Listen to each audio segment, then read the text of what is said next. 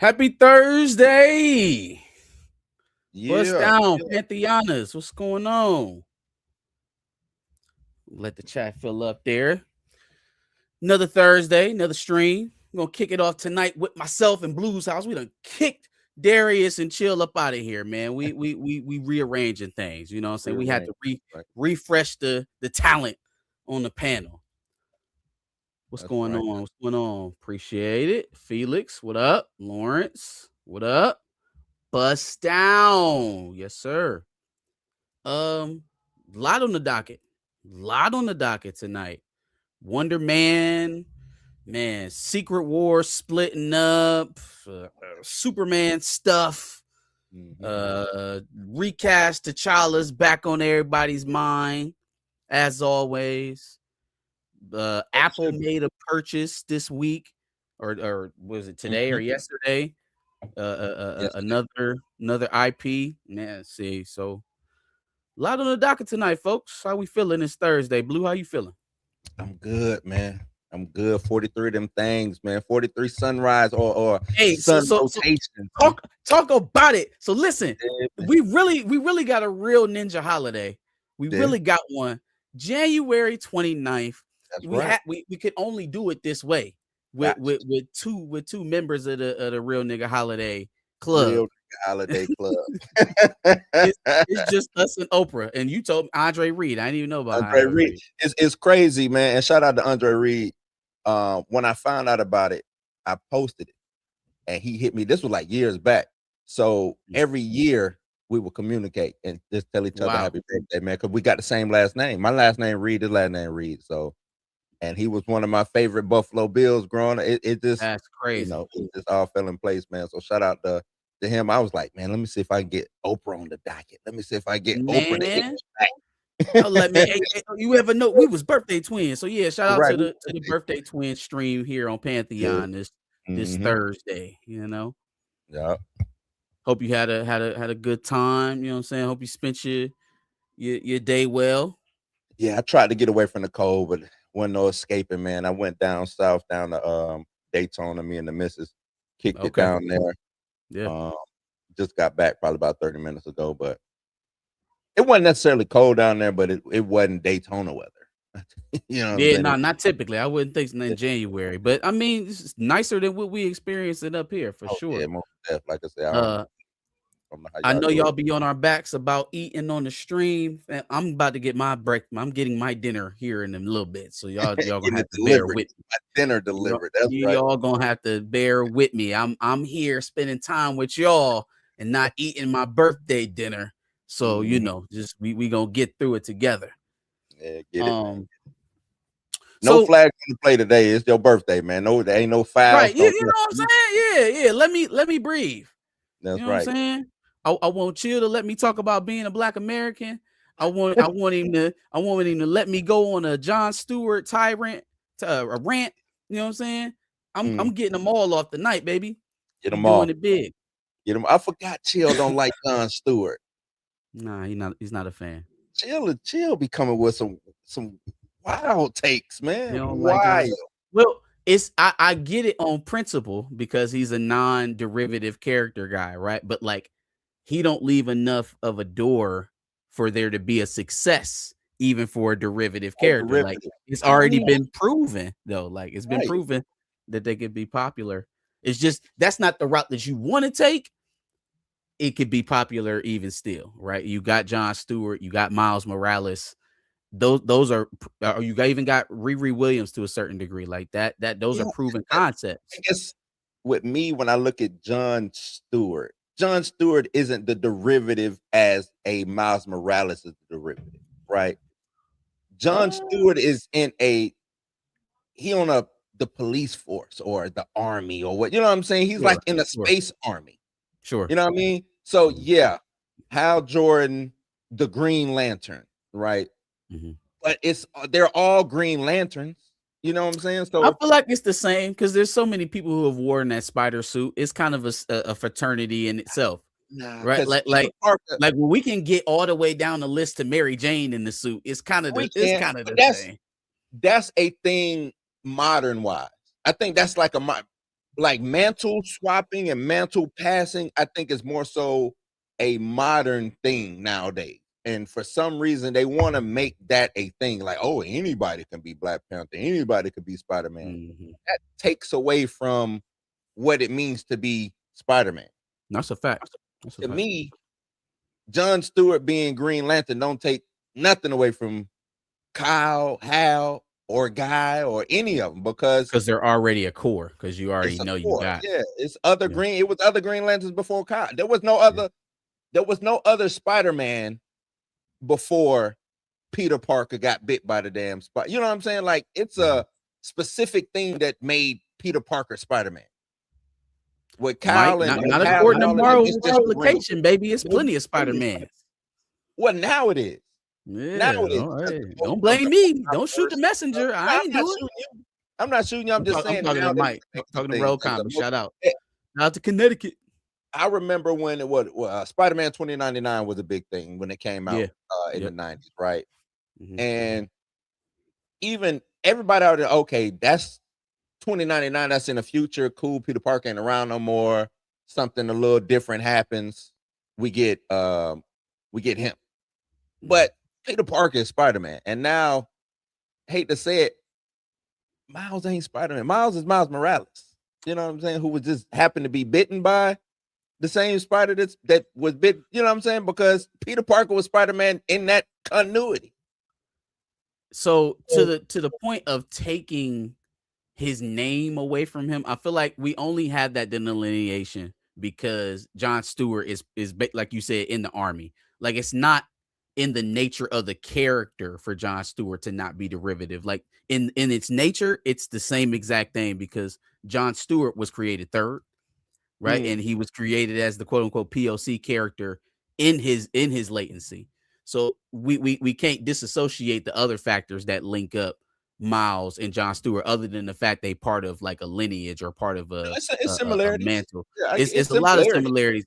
And I think, again, it's not the preferred avenue of getting Black faces in comic properties, obviously.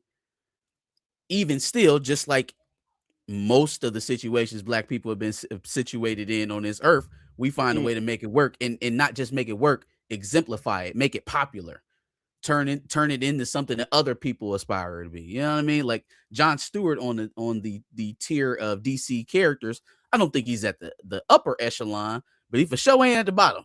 Who, John Stewart? John Stewart, yeah, he for sure ain't at the bottom. John Stewart probably is. If you do top 5 or top 10, John Stewart might be top 5. Top 10, yeah, top 10. I can easily see him. If you did top because it's DC has got some great characters, and I think that's one thing that they have over Marvel. They got like great. They have titans, bro. They have gods. Yeah. They have literal gods. You know what I'm saying? But I think John Stewart would probably be 5. I think John Stewart would be 5. I think you can go Batman. Matter of fact, you can go 5. Yeah, I think you can go 5. That's tough. That's tough. I think you can go 5. Batman, Superman, Wonder Woman, Flash. I think John Stewart is over Aquaman and Green Lantern. I mean Green Lantern and I think you would catch a little bit of beef on your if that's somebody else's favorite. Like if Guy Gardner is your guy, I think you might catch some smoke. It's some wiggle room in there. I'm just saying, I think there's an argument for him being 5 in a now. Top We talking about characters, or we just talking about good guys, faces, like the face of DC, like especially growing up, especially the kids who grew up watching Justice League. So you would take John Stewart over characters like Dr. Fate or Dr. Manhattan or what's some other? Yeah, because if I showed Captain Atom, yeah, if I showed somebody John Stewart and I showed somebody Dr. Fate and I said who is who, I guarantee you they would name John Stewart. Oh, he's definitely got more facial recognition for sure. What about Cyborg? Him and Cyborg is probably neck and neck, but Cyborg don't get like Cyborg is in there. I don't think Cyborg doesn't get the shine because he's not on the heavy. Like they put him on, he had to graduate from Teen Titans to be, I was about to say an Avenger, a Justice Leaguer. You know what I'm saying?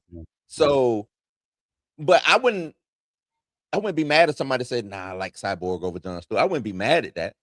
Especially with the Teen Titans cartoon and all of that and people seeing that. But on a big scheme of things, if you're a comic book reader, I think John Stewart is hell. They made him the Lantern of Lanterns in the books in like the main continuity. Like he's the guy who he don't need to even use a ring to make constructs and stuff. Like, you know what I'm saying? Like him.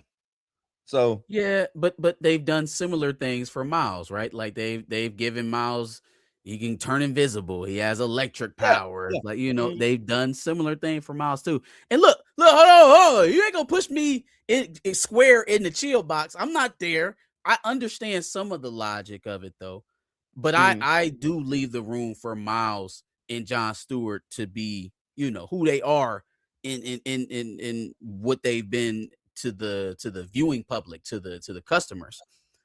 Well, see, I'm not separating them two though. I think that they are in lockstep. The reason I separate the two is because I look at Miles as his own person. I don't look at him as a Spider-Man derivative. As a Spider-Man, his name is Spider-Man. Like he don't have no other name. He's Spider-Man. When you go by the book, it says Miles Morales Spider-Man. Yeah, but he's all up to that thing, and on every other property calling himself Spider-Man. Marcus, if we got rid of Spider-Man in the title and just ran it as Miles Morales, nothing would stop. No. It says Miles Morales on the books. I'll give you that. Right. On the comics, it says Miles like he don't even have a secret identity. I'm saying though, the comics are not the most propagated property for Miles Morales no more. It's the films, it's the video games, it's the image. Yeah, and how are they marketing him in the films and the video games? They are calling him Spider-Man. Even to the point where he has conversations with Peter in the game, and Peter calling him Spider-Man. Spider-Man, yeah. But I think they're doing that because of what you're saying. Like they want it to be like two Spider-Man, and it is a derivative. I want y'all to understand he's a derivative of Peter Parker. I'm saying I think Miles is dope enough, good enough to stand on his own without even having that Spider. See, I think I'm giving him bigger than a derivative. Miles has come out the gate. Miles has become popular enough to where he stands on his own next to Peter. You see what I'm saying? Like he don't have to have that Spider-Man name attached to Miles Morales. I don't think he does. John doesn't have that? Are you saying? Right. They call John Stewart. They don't call him Green Lantern. They call him John Stewart. Right. So then they similar. They the same. Similarity. Yeah. I said the similarity. Yeah, okay. I'm just saying John is less of a derivative because of the core thing. That's all. It feels like a technicality. It feels like a technicality. It feels like some plot shield. Yeah. Okay. I'll take that. If we can meet on the fact that that's just protective plot, then we good. It's like I said, it's like being in the army. If all y'all sergeant such and such, you know what I'm saying? Then it's bound to be a blackface in here somewhere. Right, it's bound to be a blackface. Let's see here. We'll see. Appreciate the birthday wishes. Thank you very much. Trying to ascend to the mantle of Chillmonger. Don't play with me, Mike. I will head up to Connecticut. Let's see here. Happy birthday. Appreciate it. Oh, boy, Profess. January birthday brothers. Absolutely. January birthday club. Oh, Professor birthday in January too? That's what he said. Fellow January birthday. When all the Spider-Men are together and fighting an enemy, they can't even use code names because all the niggas are named Spider-Man. I prefer Miles Morales. Spider-Man, which one? That's where the meme came from. That's where the meme came from. Nah, appreciate you. Appreciate you. I think we got a super. Hold on. Let me before I'm over here reading comments and stuff. Bitch better have my money. Lay down, call me on my blood. Pay me what you want it. My bad. I'm not very fast. I am Too Fly Cam with the $2. We appreciate it. Happy B-Day, Marcus. Many more to you. I appreciate it. Cam, thank you. Thank you very much. Indeed. Appreciate it. Yes, sir.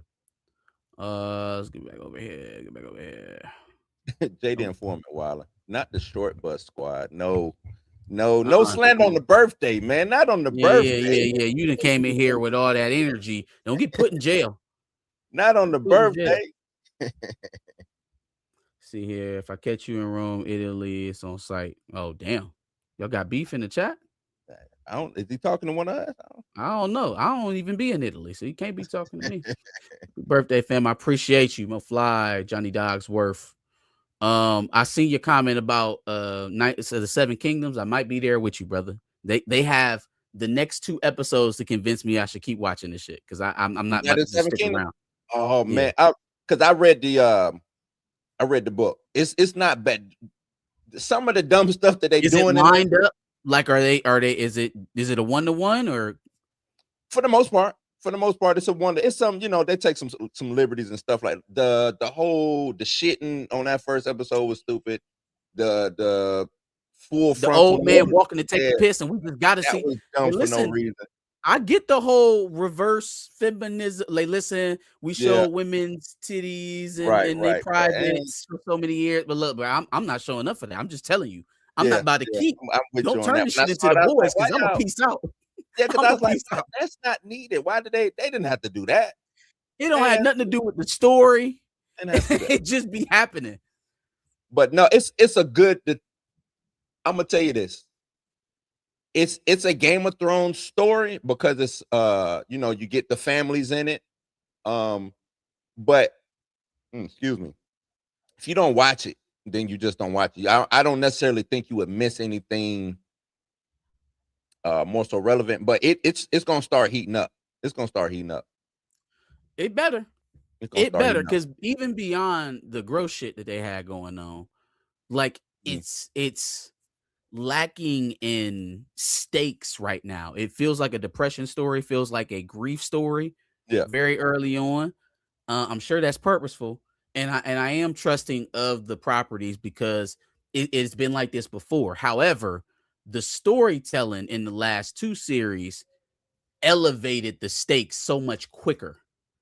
I And think so because the POV is just one character, and in the appreciate books, you. Thank you. that the POV of the character is all thoughts. So with this, he's speaking his thoughts out loud because in the book, it's and if it was like a comic book, all of the dialogue would be thought bubbles because he Yeah. is an idiot. Like, well, yeah, he's slow. He's slow, big slow. You know what I'm saying? Yeah. Yeah. I mean, Yeah. it's shot fine. Everything Mhm. looks all right. They not leaving Starbucks cups on the set and shit. But Hopefully they learn. I was about to say, I think they learned from all that. It's just, first of all, the combination of it being slow in 30 minutes is baffling. Now, you gonna be slow in plot. Okay, give me a lot, like fill in gaps of information that we in a new time period, right? So Yeah. fill in some of the historical gaps that we don't have. What has changed geographically? Like, what is the kingdoms like? What's the state of the ruling families? Like, give me some lay of the land. And that is part of what you're talking about, that like we're only seeing one POV versus Right. the other shows we bounce around to people, we get to see different parts of the kingdoms. Even still, I feel like we could be doing more to build out a part in this history that we're unfamiliar with. Yeah. And they're also only giving us 35 minutes to take all this in too. So it doesn't feel like it's I'm fulfilling definitely right not now. mad at that critique. I would say if you hadn't read, because it's a novella, it's not like a big, it's like a novella. So it's a story within the greater scheme of Game of Thrones. Like I said, just dealing with one character's POV.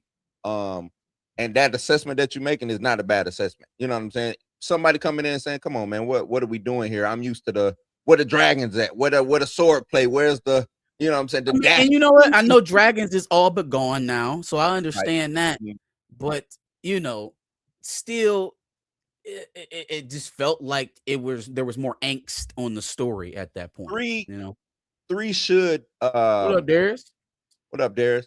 Three should open up. If they do it, I was a little mad the way it ended because I was like, where's the I don't want to give nothing away, but I'm like, where's the catalyst for what's supposed to break everything off at? You know what I'm saying? Well, one of the catalysts, because it's like 2 catalysts that actually gets the story moving. But it's I roughly know this. I kind of know where they're going with this. I know the little boy is a huge part of this. Yeah. I'm waiting for him to either be seen or realized by somebody be called out, and so Dunk is forced to ask questions about why this little boy up my ass. But But Dunk's so damn. He's so he damn dunks. dense. Yeah, he's very dunce. What up, Darius? What's going on? Not much. What's going on? Same old shit, brother. Another year around the sun, you know. That's right. Another year. Yes, sir. Happiest birthday. Appreciate you. We have talked about Wonder Man. No, we didn't talk about Wonder Man. We What didn't talk about nothing yet. We ain't even started. We talk about nothing really. We just talked. We was just talking about Night of the Seven Kingdoms, and we said we was talking about something before that, and I don't remember now. Shit, I don't remember. It's Blue birthday too, y'all. We birthday 20. Y'all must have missed the first couple minutes of the stream. Yeah, it's a real ninja holiday, and we celebrate. Real ninja holiday. There are a lot of birthdays in January. Just the real ones. Yeah, just the real ones. Only the ones that matter. I think me and if he's in here, DJF and Nice, I think we either share it or his is a day after mine. Mine is the 8th. Mine was at the beginning of the month. Yeah, yours coming up, ain't it there? That's where we were at. John no, Stewart. mine passed. It wasn't. Mine was the 8th. That's what it was. Yeah, we were talking John Stewart. That's what we were talking about. John Stewart. But shit, I'm ready to get into it. Chill ain't coming. He'll be with us shortly, I'm sure. Okay. You know, I want to kick lagging a little bit behind in the head a little bit. Yeah, you want to start with Wonder Man? What you want to talk about? Yeah, we can start with Wonder Man. Yeah, so the reviews on Wonder Man, everybody has been weirdly saying, oh, it's great, it's this, it's that. And I only say weirdly because I watched the show. And it is abysmal. It's abysmal. And people in the chat, if you liked it, that's great on you. I watched it and I want my time back, really, more than anything. And it's not, and really, when I say I watched it as I was doing something else, as I was on the go. So I was watching it while I was on my phone watching it while I was in the car and all this kind of stuff. Like, so you exactly who Matt Damon and Ben Affleck was talking about. You them. Well, for this project, I'll be them, because this was awful. I don't know how we go 8 episodes, or how you even pitch this to Yahya Abdul-Mateen and say, yeah, we're doing this thing, the superhero show in the MCU and blah, blah, blah, blah, blah. How you pitch a superhero show without the superhero in the show is beyond me. And when I say without the superhero, I'm not saying without Wonder Man. Of course, he's there. There's no powers. There's no fighting. There's no villain. There's no nothing. We are simply watching a meta experience of this dude audition for the role of fucking Wonder Man. The entire show. It's an audition. Now I knew that that's what it was, but I didn't think the entire show, it was going to be each episode he's closer and closer to the role, and then the 8th episode, you know how the other MCU shows, like, oh, the 8th episode they'll get their powers, they'll get their suit. Well, he did that, but the 8 episodes he finally got the role.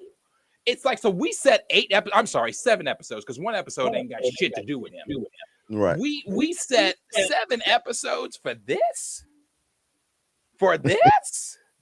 We should have had Darius on the show last night. Man, it's awful. It is really, really, really awful. At no point did I have any urge to want to see Wonder Man again. At no point did I think to myself, is Wonder Man gonna be in Doomsday? At no point did I think to myself, Yahya is great. As a matter of fact, I like Yahya as an actor. He irritated the fuck out of me as Simon. His portrayal as Simon was annoying. Simon himself was annoying. It was just, and it wasn't like, oh, you're hating, or you didn't like the shows, therefore you didn't like Simon. No, the character was annoying. He's annoying. Yeah.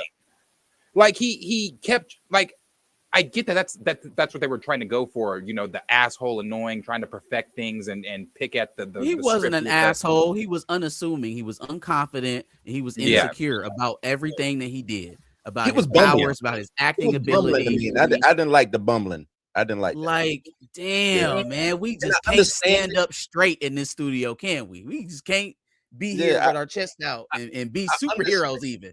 I understand it. Like you said, I think and I tweeted, I said, I don't know who Yaya was playing because it wasn't Simon Williams, but he did a hell of a job of whoever that character was in that TV, you know what I'm saying, in that series. He did a hell of a job. But that wasn't Simon Williams, that wasn't Wonder Man he was playing. That was Yaya playing a struggling actor who was trying to get the gig of being Wonder Man. What I hate is the meta, everything wants to be meta. Everything got to be meta commentary.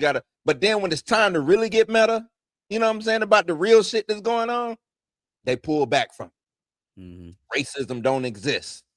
We can't do anything if it's too touching in reality. COVID. You got to do better, Senator. Right. If Israel is happening and all that, we can't touch on that, but we're gonna do some meta shit about Simon Williams being an actor. You know, like who the fuck cares? Like, what this shit got to do with Doomsday? And brother, here's the thing ting if I sat down not knowing shit about this character, I left not knowing shit about this character, not knowing a goddamn thing about that character. Nothing about it. They did a shit. I think I said by the 3rd or 4th episode, they are doing such a shit job. Thank God I know what his power set is. But again, if I didn't know, I still don't know. What is his power? What does he do? They didn't do a good job of conveying that. They didn't do a good job of showing that. All I got from him, if I'm a casual viewer, don't know who he is, I'm equating him to Soldier Boy from The Boys. He just blows shit up. He gets upset, gets angry, and then blows shit up. Because that's all he did. He blew up 2 buildings in an oven. He ain't fight nobody. Didn't fight us. Oh no, he did. He fought outside the bar. I forgot about that. Man, that was some bullshit. They had us thinking the Grim Reaper was gonna be in this. Hey, what the fuck? Well, I said that last night. What the fuck happened to the Grim Reaper? Because dude was in. He was there. His brother, the actor they casted. So y'all just lied. Did y'all just lie? And I was trying to figure out the whole time. Okay, so when does this nigga go Reaper? Yeah, when did he just go crazy? I'm like, what is going on? He about to pop out on the reporter. He gonna pop out at the cookout. He gonna do something. Nah, man, it was awful. It was awful. Nah, Yaya should feel. I mean, if he's great, hey man, it was awful. So to say something that y'all haven't seen, y'all can click up some of these comments while I'm talking, I guess. I will say to the overall quality of the show, right? It was shot fine. I felt like I talked to Blue last night about it. I think the score improved a lot as it went on. I thought they wasn't really doing themselves any favors in the first 2 episodes with all that, like, hey, let's go to the fucking circus ass music, the whimsical stuff. But it improved, and it especially in more tenser spots, or if you could even call it that for this series, because there wasn't much stakes here other than, like Darius said, in the interview process for Simon Williams. But I did think as a show, if this ain't have nothing to do with superheroes or the MCU, this show probably would have got some decent buzz, and it would have went over well with some people, because like it's about Hollywood, and people love to dream about being in that world, right? They love to see their dreams played out on screen. As a superhero product, as a piece in the MCU, right? It is absolute dog water, and I don't. It doesn't feel like they tried even to make a superhero show. It felt like all the stuff that y'all are talking about, the meta conversations, the day in the life of an actor in Hollywood, a struggling actor, all of that stuff was the main plot, and the superheroism of it all was the B-roll. That was the side plot. You know, that was the stuff to fill in between us going to do these fucking auditions. And I can't really wrap my head around that, how that cleared the cutting board, because what are we doing here? Like here in the MCU at Marvel Studios, right? What are we doing here? It's not about whether or not it's a good show or a bad show, right? Because it's gonna touch different people differently. I would give it about an average score of about a 6 or 7 from what I've seen from people, you know, online and hearing, you know, talking to y'all about it. It's right there in the middle. It's what we would used to call mid, and people all understood what that meant. It's right? Carmelo Anthony jump shot. It's a Carmelo Real Anthony mid. jump shot. That's what it is. Well, first of all, don't disrespect Melo. But Nah, Melo is the midi. oh, you talking about the midi? You talking about the midi? Yeah, yeah. Okay, my bad. But no, but what are they doing though? We are the comic book studio. Why are we making stuff that's for the art houses? Why are we making stuff that's gonna pop up that's trying to vie for a Golden Globe or some shit? Like, and then to your point, Darius, if you're Yahya Abdul-Mateen, how the fuck did they pitch this to you? Break it down to me. Talk to me like I'm a fourth grader and tell me what they said to you that you was like, yes, I'm about to stick with this shit. I'm gonna stick through it through delays. I'm gonna stick through it through, writer strikes. You know what I mean? I was going to be a tax write-off, but then, I was with Destiny and I really fought for it to be here. Mm-hmm. Walk me through how all of that felt like. That was like, this was about to be your moment or your coming out party. First of all, you already did that. You already did that with Dr. Manhattan way back when, like 2017. Why did you take this role? I don't understand it. I don't get it. I really don't. Because you got a chance to play a superhero and you let them turn you into, but what was the movie I was talking about last night? Birdman. Yeah. You Birdman. You was Birdman. Like, if you would have told me that Simon, we said this last night too, if Simon was like dreaming or he was in some fucking facility doing all this shit in his head and none of that shit really happened, it would completely line up with what Wonder Man was. And it would have been fire. I'm very close, and I'm not even trying to. I'm just reading some of the comments. I'm close to crashing out. I really am. I'm reading the comments too, Derek. I'm close to crashing out because I think y'all think I'm trying to figure out what time period we're in or what era of Marvel you think we're in. Holy shit. When did we go from projects like Infinity War, Civil War, Captain America 2, Iron Man, the Guardians trilogy? How did we go from projects like that, Thor Ragnarok, projects like that, and regarding those as top tier Marvel, to now we're looking at projects like Wonder Man and saying, oh no, you just didn't get what they were doing. Oh no, you didn't understand this, or oh no, you just want to complain about this, or you're telling me I'm missing the point. I think y'all are missing the point. It is a superhero show.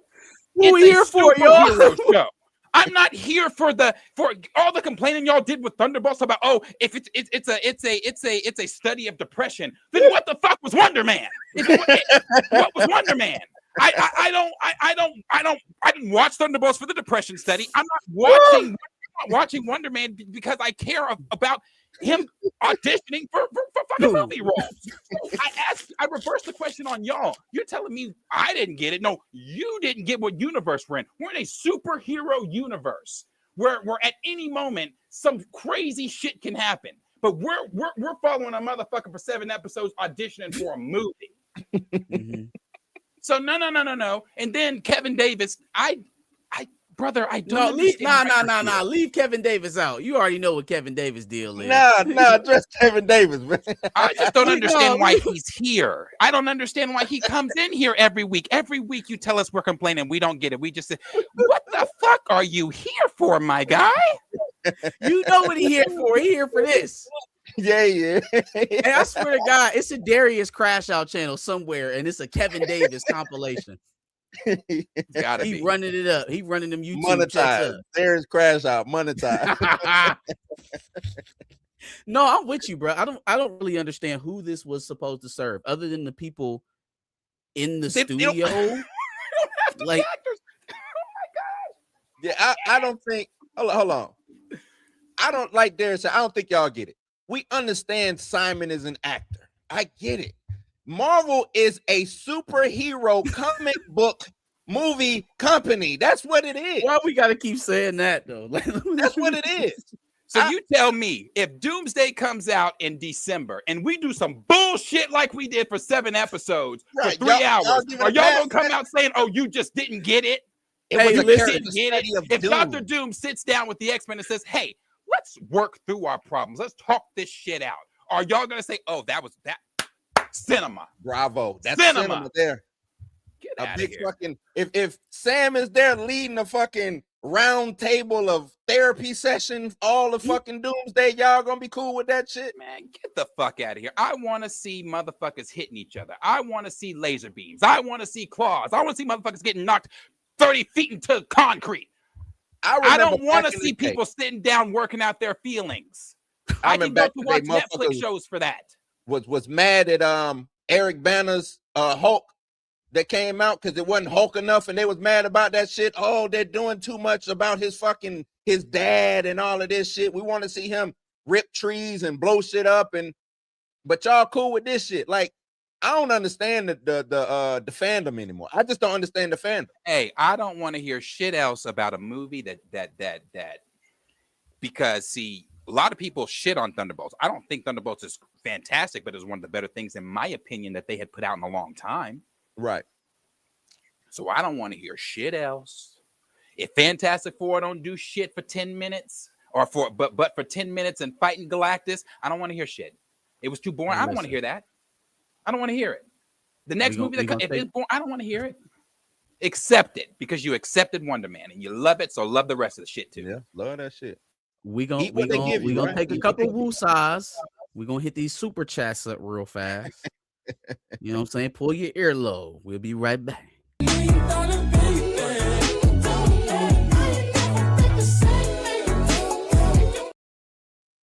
Oh yeah. Appreciate the birthday wishes and the $10, Lawrence. Thank you. Appreciate you. Hold on, one more. What we got? Doing all these shows, I've been on the road, I don't care where I go, long as I get paid. Bad little vibe, she been on my mind. $2 from Jay the Informant. Personally, I never supported the show. Damn shame. Yep. I would take that. Take the $2. I appreciate you, man. Thank you for your gifts and donations. Gifts and donations. Thank you, brother. Thank you. So yeah, that's Wonder Man, man. If y'all liked it, I don't like it, but we can still be cool. You know what I'm saying? We can rock out. It's all good. Wonder Man is boring. I just don't know who it serves. I don't know who it serves, but is he coming back? Are we getting more Wonder Man? No, y'all had some of y'all in the chat had the nerve to shit on Agatha. Agatha runs octagons around this show. I hate to honestly say it. I prefer Ironheart to this. I thought Ironheart was better. They shitted on Ironheart, but love this shit. I love this. I don't get it. I do not get it. I don't get it. You talking about a character study? At least you got a character study and some superhero shit in Ironheart. You ain't even get. Oh man, at least Ironheart was black in more ways than just having a cookout at Mama's house. You know what I mean? Yeah, didn't even represent. like we was black in more ways than just having a cookout at Mama's house. You know, but you know how they are with telling those kind of stories. And this also, sorry, I didn't mean to click that off of that. Oh no, go ahead. You got it. Go ahead, take it. What? Who? Hopefully, under the stewardship of the Russos, Marvel would be better. Hey, no. Now this is where y'all meet, right? Because this is what y'all be thinking is about to happen with Doomsday. Hold on. I know, but he's saying under the stewardship, like what's under the steward? Doomsday and Secret Wars is under the stewardship of the Russos, and rumored wise, maybe even the Mutant Saga. The MCU as a whole is not under the stewardship of the Russos. It is still under Kevin Feige. That's a fact. So it's like I think a lot of people think too with Doomsday, like, ooh, Marvel's out of the woods. No, they're not. With Secret Wars, they're not out of the woods. Even if those are knocks out of the park, they are not out of the woods. They got a long way to go. Let's move into that. Let's move into Secret Wars potentially splitting up. What does that say? Like, what is that signal? I didn't really know how to make sense of it when I first heard the news. So I wanted to get on to talk with somebody about it. What do y'all think that says about about where they're at, that they're already planning a part 2? Is that show confidence? Does it show that the movie's done? What do you think you got going on? I mean, I believe it's because they don't know. Like I told you, they don't know how to get out of this shit. They do not know how to get out of the multiverse. They don't know how to end it, and they don't know how to start whatever the next situation is. Right? Not to go back to Wonder Man, but is Wonder Man a mutant? You know what I'm saying? Who is mutants? Who is not? Why aren't we populating the people's minds with mutants and start getting this thing rolling so we can just exit Secret Wars and go right into the mutant saga, whatever the hell they want to do? Yeah. You know, it's a bold strategy, Scott Cotton. You know what I mean? Hope it works. I don't have the faith in the Russos that everybody has. You know what I'm saying? But we'll see, man. I think the task is too tall. Like the ask is too big. You're asking them to retcon everything. You're asking them to put a bandage over 5 years now of lackluster storytelling and even more lackluster product on the screen, on the small screen and the silver screen. And you asking them to overcome that with a greatly written story by itself, as if there is no other competition on the landscape. And it's like, so to me, if they're splitting up Doom or Secret Wars, there's no way that they're done with the movie. Right. So they're either changing the narrative of what they currently, or they had planned originally, or something's holding it up.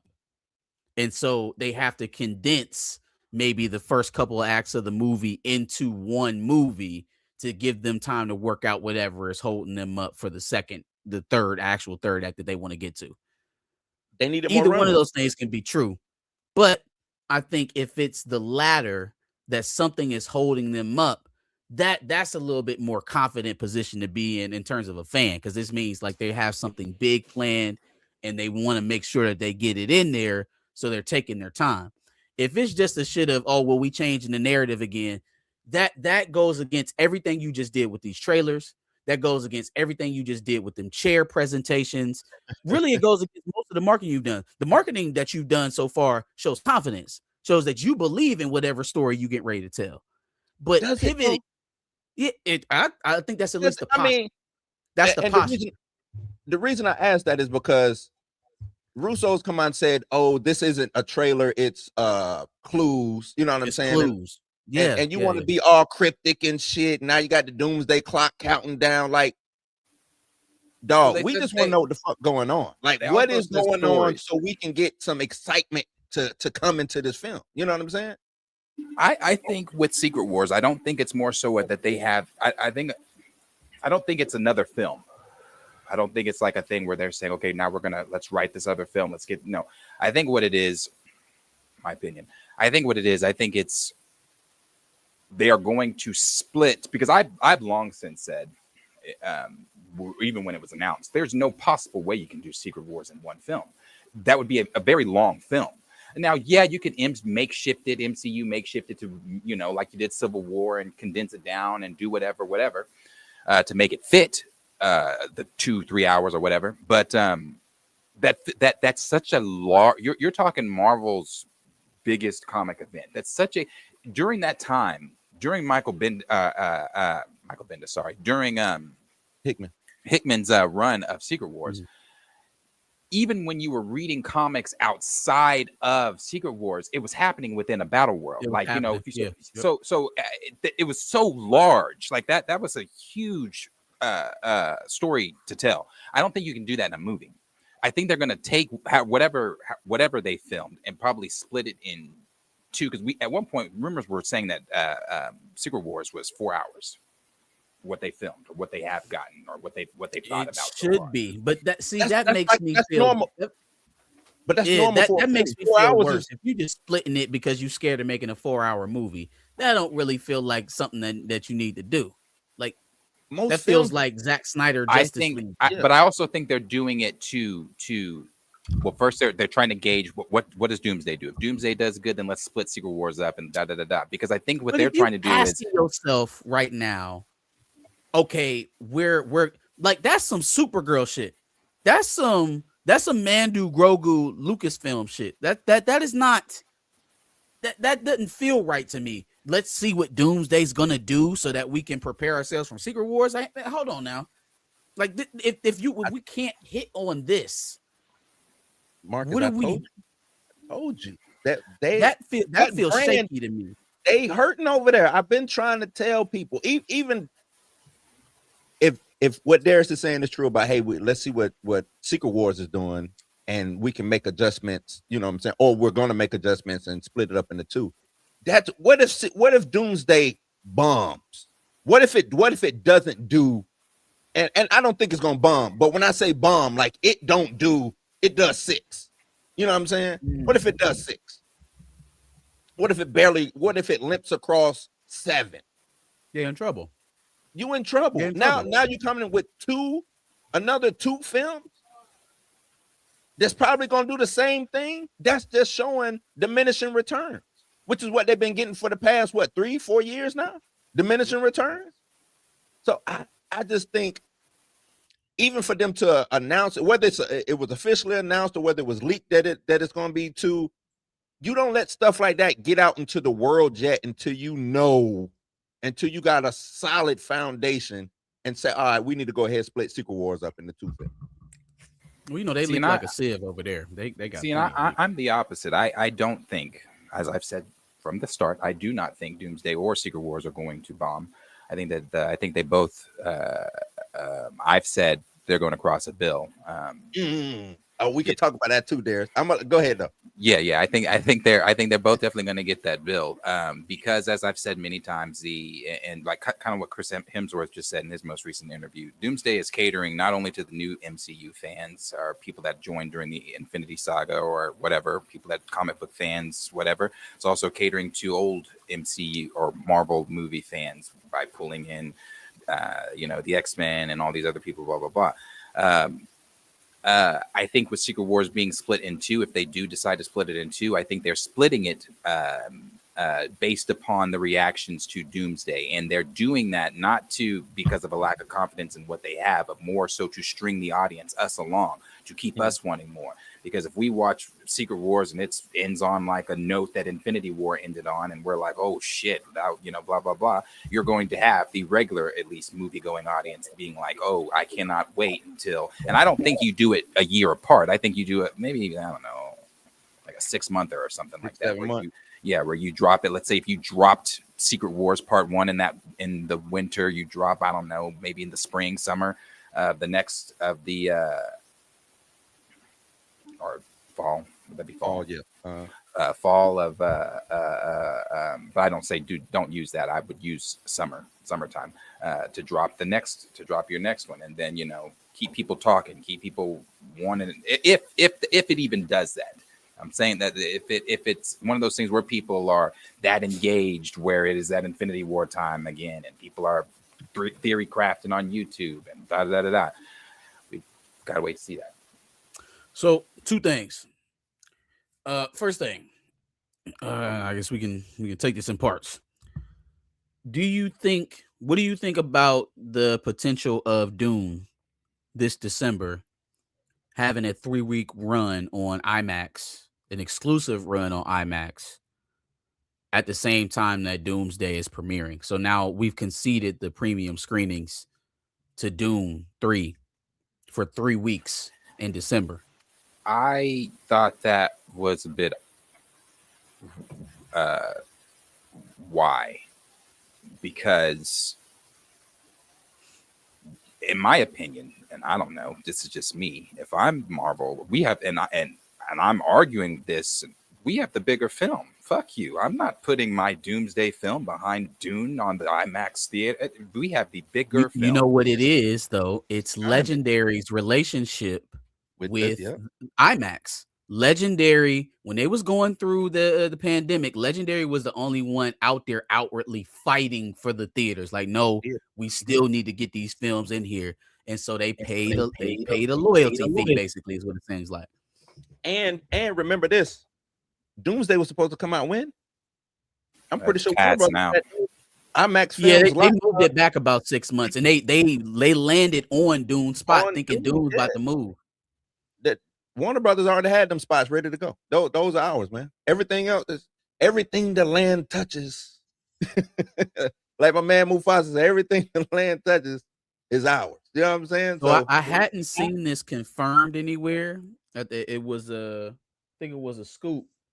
But if it's still on the IMAX schedule, then that's a good thing for Doomsday. And to answer that, this is not confirmed. Neither is what you said earlier. Not to just, I'm not piling on Eugene. Appreciate you. No, for sure. But not also what you said earlier is also not confirmed. Those are both rumors. It is a rumor right now that the Russo brothers are taking over the Mutant Saga. Marvel Studios has not announced any plans for the Russos. As a matter of fact, if you really want to get into the nitty gritty of that, they are even blessed to have the Russos back, because during that time with Scarlett Johansson, they sided with Johansson. They were not going to come back. They had they had a fractured relationship between them and Disney. They kept their relationship with Feige, and that's ultimately probably what brought them back. But they were done with Marvel. They weren't doing anything else with Disney or Marvel. That's why they shit out the shitty movies they were shitting out. I think Dune. I think having that Dune ain't. It's nothing to play with. I think people looking at Dune like it's chump, right? Like, I don't think Dune is chump. Avengers might be the bigger film, but it's not by much. There, it's not by much. It's not by much. It's not. It's Dune 2 did what there? What did Dune 2 do? I don't remember what Dune 2. I thoroughly enjoyed it. I saw it twice in IMAX. Dune 2 did. I want to say it got close to 800. Dune 2. Dune 1 did like 4 something. Wait a minute. Hold on, though.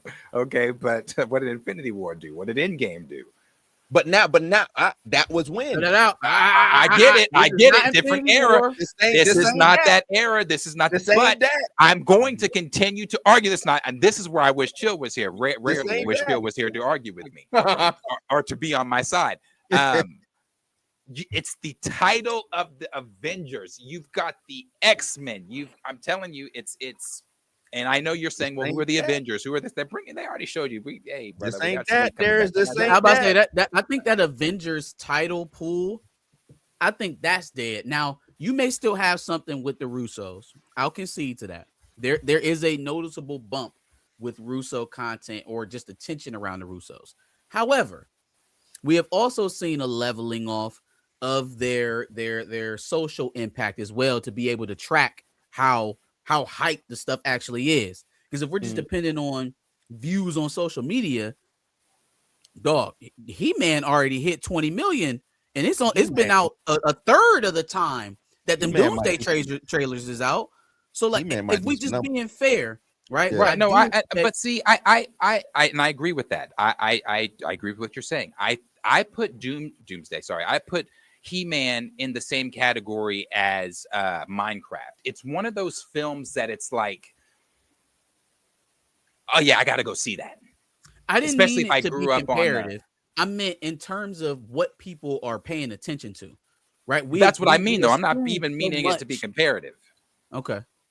I'm meaning it as like you are. People are like that's something the social currency of it, like the social currency of it. Yes. It's people want to go. Those films to me fall in a category of like that's a must see for a lot of people, because I don't know, they're just.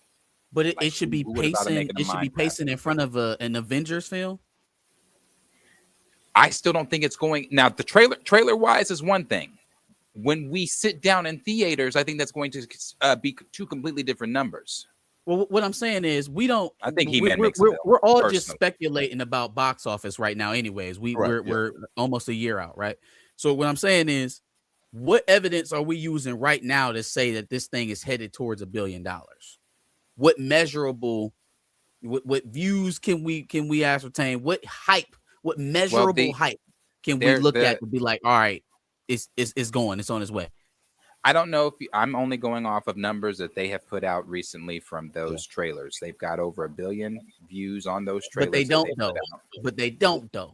And it only takes a cruise around all the discernible social media sites where people will actually be viewing this shit, unless they got hundreds of millions of views over there at True Social. You know what I'm saying? to know that you cruise Instagram, Twitter, YouTube, even with just those three, you can get you somewhere north of 200, 300 million views, but a billion? Where are they at? Where are people viewing this thing at? Right on this app that we watching right now. Darius, you saying all four of the? Yeah, There's an article out. There's an article out that says that they've crossed over 1 billion views total on the internet. Me and Josh sat down on the couch and hit anywhere where people be looking for Avengers content, and we barely got to 500 million. So I'm trying to figure out and see where and the also, other, you know, I'll concede on that 500 million. I'll concede on that. Yeah, we was on Facebook, those Twitter. are numbers that they put out, and I'm just going off of what they said. But this is sure. I'll also agree with what Eugene said. When that trailer drops during the Super Bowl, it's going to be a very different conversation, because I think that trailer, that's not going to be a story trailer. That's not going to be a thing where we're just like, oh, following some characters for a few minutes, and then it's like, oh, okay. That's confirmed that Doomsday trailer's dropping Super Bowl. They're gonna step on their own dope. I don't know if it's not confirmed from Marvel Studios. This is still coming from the same people that told us about that were accurate about the teasers, trailers, the teasers and things like that. So if that trailer is indeed real, and it drops, I think it's going to change a lot of minds, because I think that's if we're to believe what these people have been saying, that's an action-packed trailer. That's showing Doom using his powers. That's showing the Avengers on their knees. That's showing it's gonna be a Wonder Man trailer. So they better not do that. So it's I think screaming I think that it's they still got some time. No, they have plenty of time. I just want to know what the plan is, because it feels like the plan is still in flux. Oh, the plan is most definitely still in flux. But dropping the trailer before you drop a Spider-Man trailer and Spider-Man comes out in May, or when is it? May, June? Like, why? That's not a them decision. What's that? That's not a Marvel Studios decision. Yeah, and that's what I was about to say. I know Sony's in charge of dropping the trailer, but I just still don't understand. It's my birthday, Culture Made. Yeah, I'm eating crab legs. Let that man eat his crab legs, man. Yeah. I just don't understand. I would, if I'm Marvel, I guess I would coordinate the dropping of, or not. I don't know, because we still don't know nothing about Spider-Man, like, for the most part. Rumored wise, we're supposed to get it this week, Spider-Man trailer. I've been hearing that for the longest. I think yesterday. Yeah. It was supposed to have been yesterday. Guess not. So I don't know. I don't know when that trailer comes out exactly. What if they do dual trailers? I mean, they could do dual trailers. They could. Back to back. You would really have people talking. If the movies are connected, which they should be. They have to be. I mean, I assume they are. There's not too much. There's. We just got Wonder Man. I'm trying to tell you. I don't give the benefit of the doubt. Here's where I have to defend them. Here's where I have to defend them. I hated Wonder Man. Oh, that's some dog shit. But the damage control. I know you about to bring up damage control. No, I wasn't even going to bring up damage control. But here's the thing about damage control, though, too. I guess I could bring them into this. That Wonder Man was made during that period. 2022. Yeah, it was. They weren't. Things were still how things were at Marvel. So that show was pre the Russos, pre this idea of Doomsday, pre all that kind of stuff. So all the things that happened in that show happened during that whole thought process. Now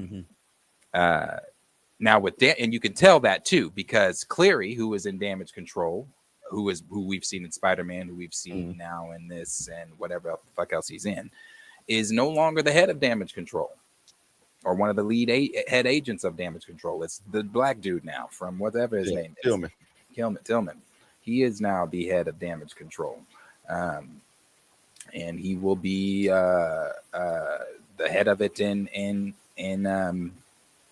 Spider-Man. So obviously some time has passed, something has happened, blah, blah, blah. I don't know.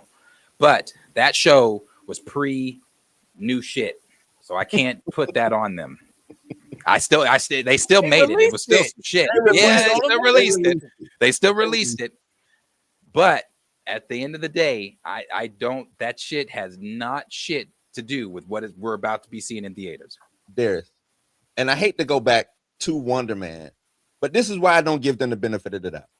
They greenlit Wonder Man, gave us all the episodes. We don't know what the hell is going on with Mahershala Ali and Blade. Man.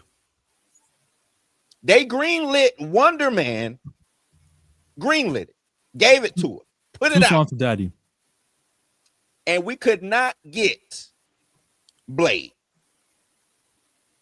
I agree. But I'm supposed to give Kevin Feige the benefit of the doubt that everything is on the up and up, smooth selling going forward. Hey, I'm not giving Feige the benefit of the doubt. I'm putting this, again, as I've been saying, in the hands of the Russos. Yes, Feige's there. How he's the monumental it would be after all of these years for them to, in one film, write the track of the MCU. Like, that's God level. That's it. I don't want to doubt them, because that feat would be something to talk about for years in terms of film junkies. At the same time, you always talk about setting expectations, right? And so I look at the mountain of evidence towards the contrary. You look at the trend of the studio that it's been in, and you want to believe that there's still something in there that's better than what they've been putting out. When you believe, Occam's razor says that it's probably not there, and that's why they haven't been showing it. Yeah. And so even when we go to the parts of our brain that say, no, this is the thing you love, right? And that's what the Russos are at the core. Yeah, that's what they are at their core. Because if it was just as simple as bringing back the Russos and having to make a movie, they would have been did that.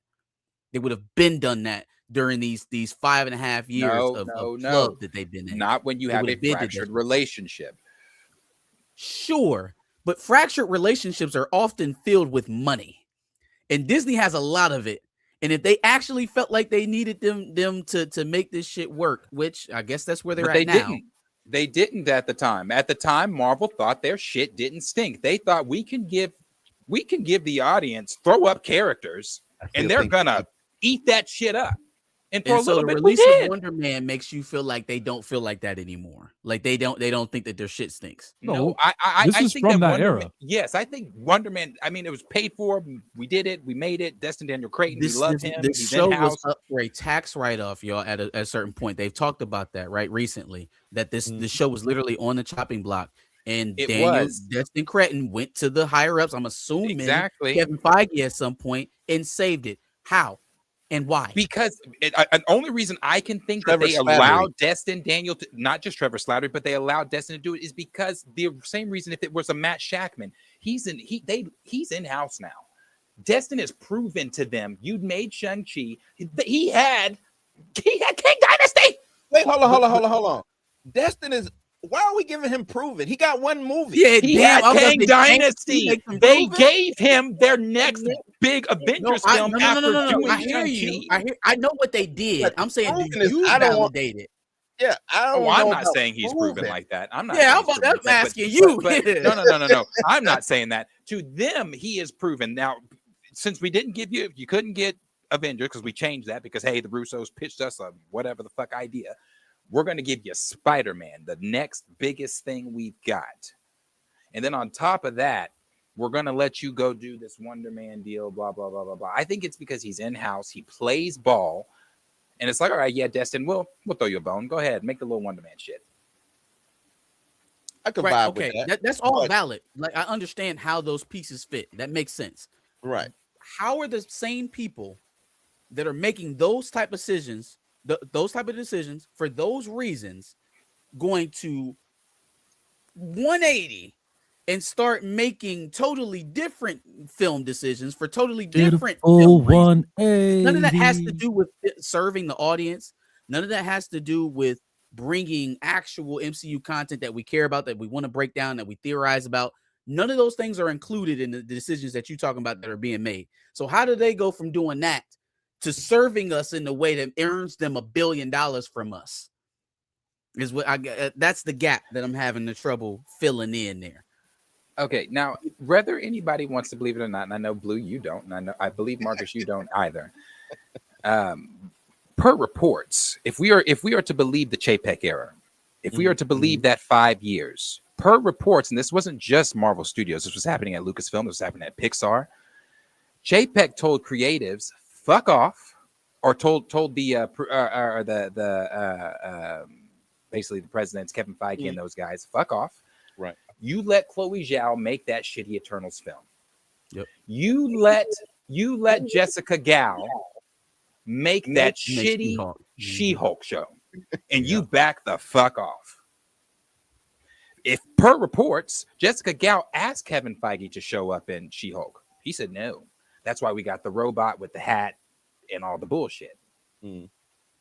So if we were to believe, the reason he said no is because he didn't vibe with the show. He didn't agree. If we were to believe all these things that happened at Lucasfilm, Pixar, Marvel Studios, Kevin Feige couldn't do anything. He couldn't be the Feige he was during the Infinity Saga and picking and choosing. Let's do this. No, cut this. I don't want to do this. Let's make this connect to this. Because again, he wanted to change Eternals. To what? Zhao could. I don't know. I don't remember. But to your Zhao point, though, complained about Kevin Feige was the one who said he didn't want nobody to do homework.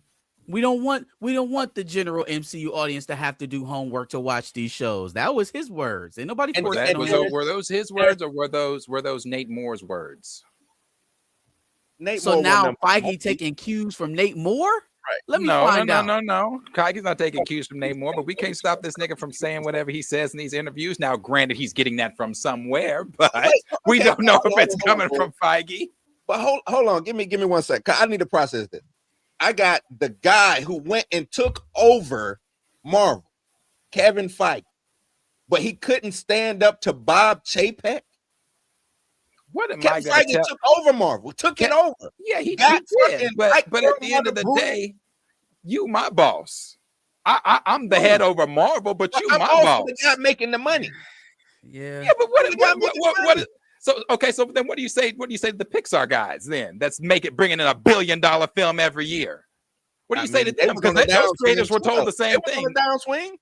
They was Didn't told the nobody same. tell them to put out the damn shitty ass Elemental. Who? They did Elemental. Elemental made Elemental. money though. Elemental made some bank. Elemental was like 500 million.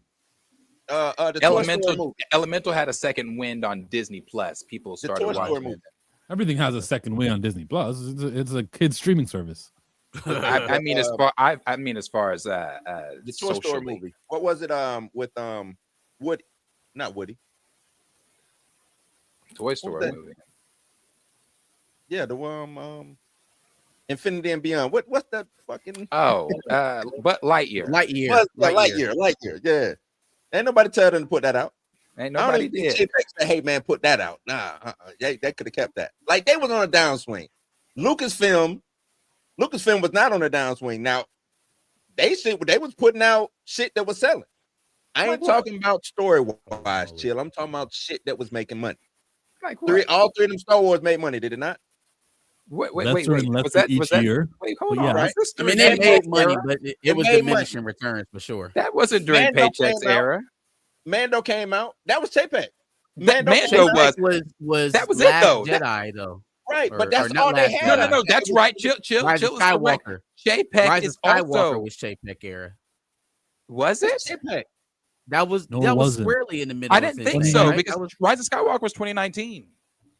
when was We got Chapek there? Iger, Y'all? we got Chapek, then we got Iger back. That was Chapek. Back, yeah, I that thought was Chapek 2019 came was Chapek, right? Rise of was Chapek. Skywalker was filmed and produced and developed and CGI'd all under Bob Iger, and it came out in 2019. I think that was still Iger's turn. I So thought late it was. 2019. No, Chapek got the boot in 2021, 2020, 2021. They brought Iger back because the shit was fucked up. No. Wait.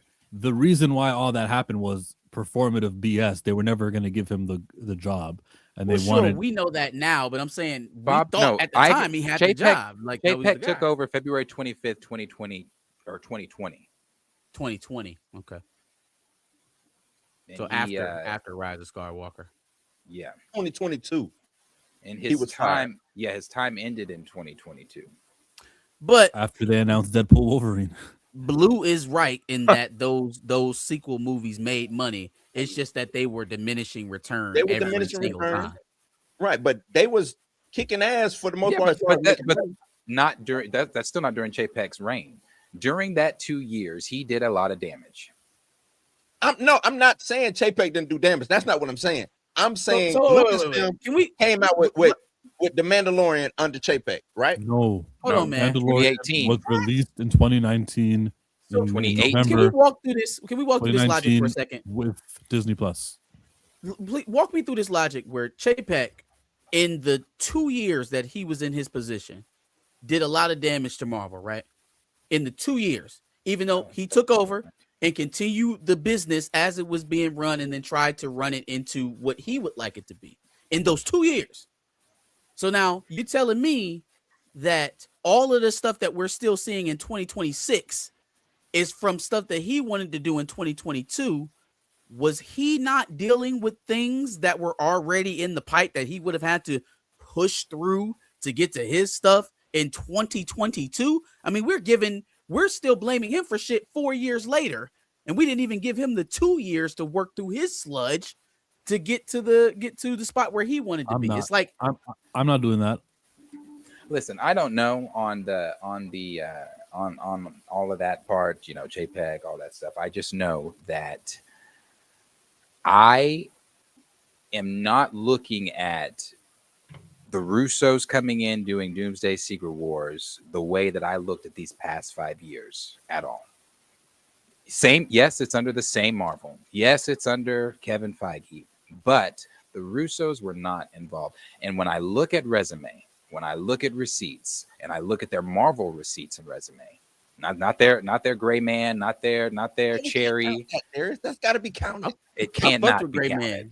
It cannot Gray be Man was counted. dope. I fuck with Gray Man. They cannot be counted. But I'm looking at their MCU resume. Yeah, I have no reason to fear what these guys are doing, even when they were in good graces with Marvel before the whole Scarlett Johansson thing. They had said many times, Secret Wars, X-Men. So they've been thinking about this as well for a long time.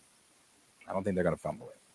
I mean, I don't doubt that they really want to do it. I just think it is a very tall hill to climb. For sure. I'm just It is definitely a tall hill.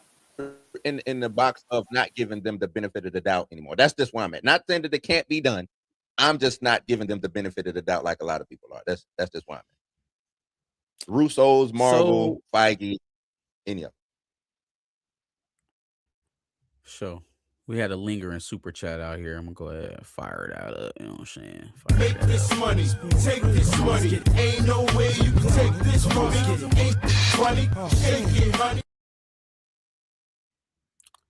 Darius tripping. Wonder Man was decent, but the MCU is cooked. Appreciate it. How do y'all say the MCU is cooked and Wonder Man was decent in Well, the Wonder Man, same? hey, that broke my brain. I'm not gonna lie. I'm not gonna lie. Wonder Man was good, but the MCU was cooked. Had me throw. But you know why that makes sense though? Because Wonder Man is the MCU's Andor. It's a perfectly fine show. It's a perfectly fine show as long as you're not going in there looking for a representation of the world that character was actually built in. Yeah. As long as you're not looking for actual Star Wars shit, you should love Andor. If you're not looking for actual superhero content, you would love Wonder Man.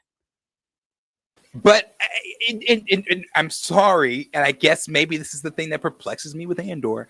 But if I'm in the MCU, I'm looking for superhero content. It's kind of like give you Star Wars shit. It did. You remember that DC show they had, but it was from the perspective of the civilians. Powers. Dumb as fuck. Powers. It lasted 3 episodes, something like that. Dumbest.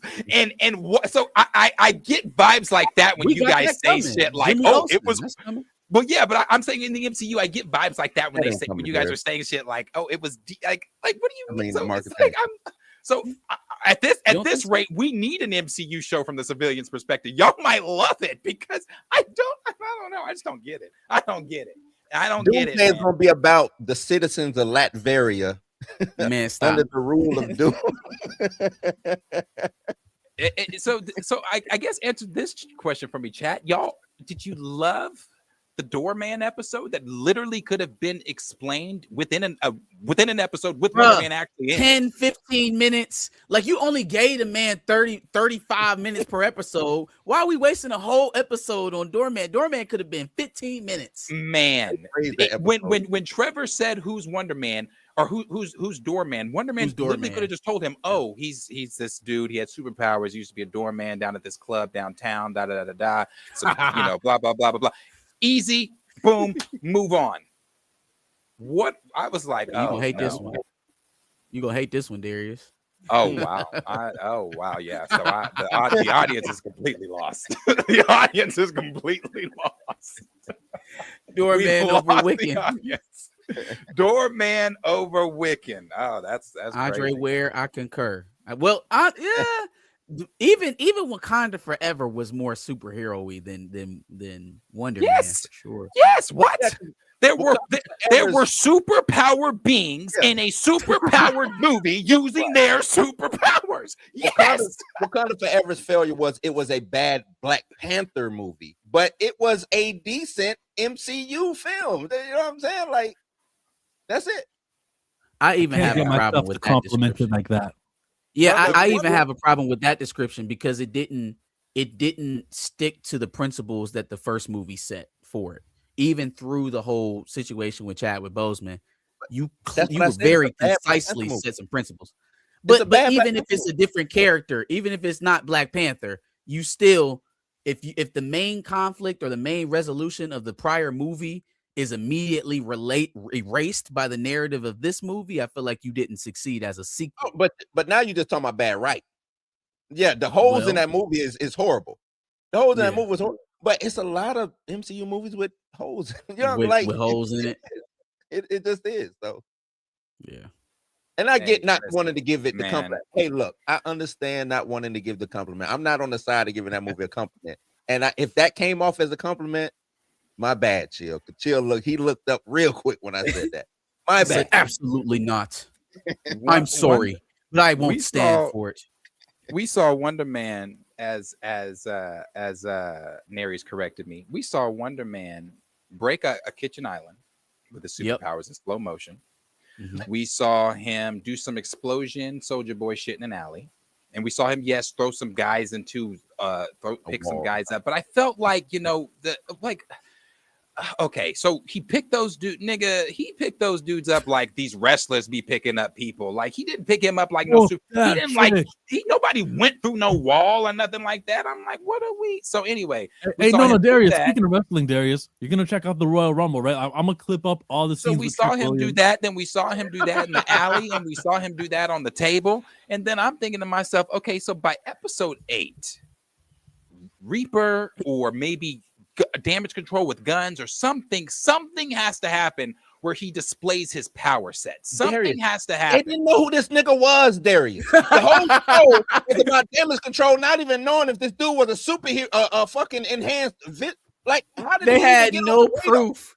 He had no proof. And by the way, damage control is so shitty. They're basically ice. Let's just call them what they are. They're superhero ice. And so they don't even have a task force to come get Simon. It's some lowly agent, right? Just silently working on it by himself so he can take it to his boss and get a fucking promotion. Like this is these them? They the ones? They them guys? But We I'm can run supposed away to from believe them. that We're not afraid of Feige- damage control. Did Feige not watch the same show that I watched? Did he not sit in the cutting room, in the cutting room and watch the same show that we watched? The show with Nakia's baby daddy. That's what you want to call him, cool, but And he Haitian. He That is could be Haitian. Toussaint's Father. daddy. Hey man, when they listen, it's just a bad show. It's just a bad Trevor, show. we want you to get some dirt on Simon Williams. Okay. Who Okay. is Simon Williams? We don't know. We think he might be. You think like you didn't see him blow nothing up or fly, shoot a laser beam out his eyes? No, Blue. Their evidence was in the whatever grade he blew up his kitchen. And then whatever the other incident was or whatever. It just, man. Caught fire, right? It could the kitchen caught fire. But that could have been explained by for him to be super powered though. So they've been watching him since he was a kid and didn't get enough evidence. So from Damage 12 Control ain't even been around since he was a kid. Right. Where you get these files from, fam? But let's say they was watching him. They've been watching him from 12 up until now. For 10 years, they couldn't get no dirt other than we think he might be in hand. Pre-Shatari, there was no damage control. So that don't even it's a fallacy. True. You can't even put that together. Yeah, where did you get these files? Who told you to start looking at Simon Williams? That was some heavy. So as much as we're trying to give the artistic or the kind of the weirdo shit in a superhero universe, it's still not even structurally there. Like, how do we even get here? We covered in plot armor to even get to the point of starting the show. Yeah, man. And then, like I said, too, if you are a viewer, if you are somebody like a MCU viewer, and it's like, oh, a new MCU show, let me watch it. Maybe you walked away from it the same way most of the audience did, where you're like, hey, it was great, loved it, boom, yay. And you might have walked away from it like me, where again, thank God I know who Simon Williams is. I know his power set. And I understand some of you are trying to say it's not about his powers, it's about the art, it's about who he is. Okay. Let's retire Wonder Man. Let's retire it. We talked about Wonder Man, Secret Wars, Superman updates, DCU updates. Let's get into the James Gunn world of the superhero universe. Jimmy, most important thing that happened in DCU this week was not in the U. It was in the comic books. Am I right? DC been whooping Marvel's ass for a while now in the comic book, though. So that ain't I don't think Kevin Feige gives a shit about the comic books no more. That's why that's happening. But then she's shocked in the back by someone else. What? Yeah, about that. It's been a long time since I put this costume on, but you had to come to my doorstep, mess with my city. So I guess Static is back. Static is, ladies and gentlemen, it's about to go down. Because I love me some Static. We love him especially too, that Static Shock TV series. Mm-hmm. But Granny's like, you're the meta I've been searching for. But why aren't you listening to your dear old granny? And Static responds, oh, you mean your little Delta Wave machine? I felt that a mile off and canceled it with a wave of my own. Here, let me show you. And he fries the machine. Static Shock. Static is in the building. DC Comics. That was on Comics Icons' YouTube channel, so you can go subscribe to him. Static, Virgil Hawkins in DC continuity. That was not one of those Milestone or Elseworlds or Futures or anything. That was Static. He's here. James Gunn, some of those complexities aren't so complex, are they? No. You still ain't gonna see them, nigga. He was older in this too. He said it's been a while since I put this suit on. The character aged, maybe, we don't know, it could be 3 years, could be 8 years. Is DC Comics still spun off from Warner Brothers, or are they underneath the umbrella just like Marvel now? They've always been underneath the umbrella of Warner Brothers. No, okay. For years. Yeah.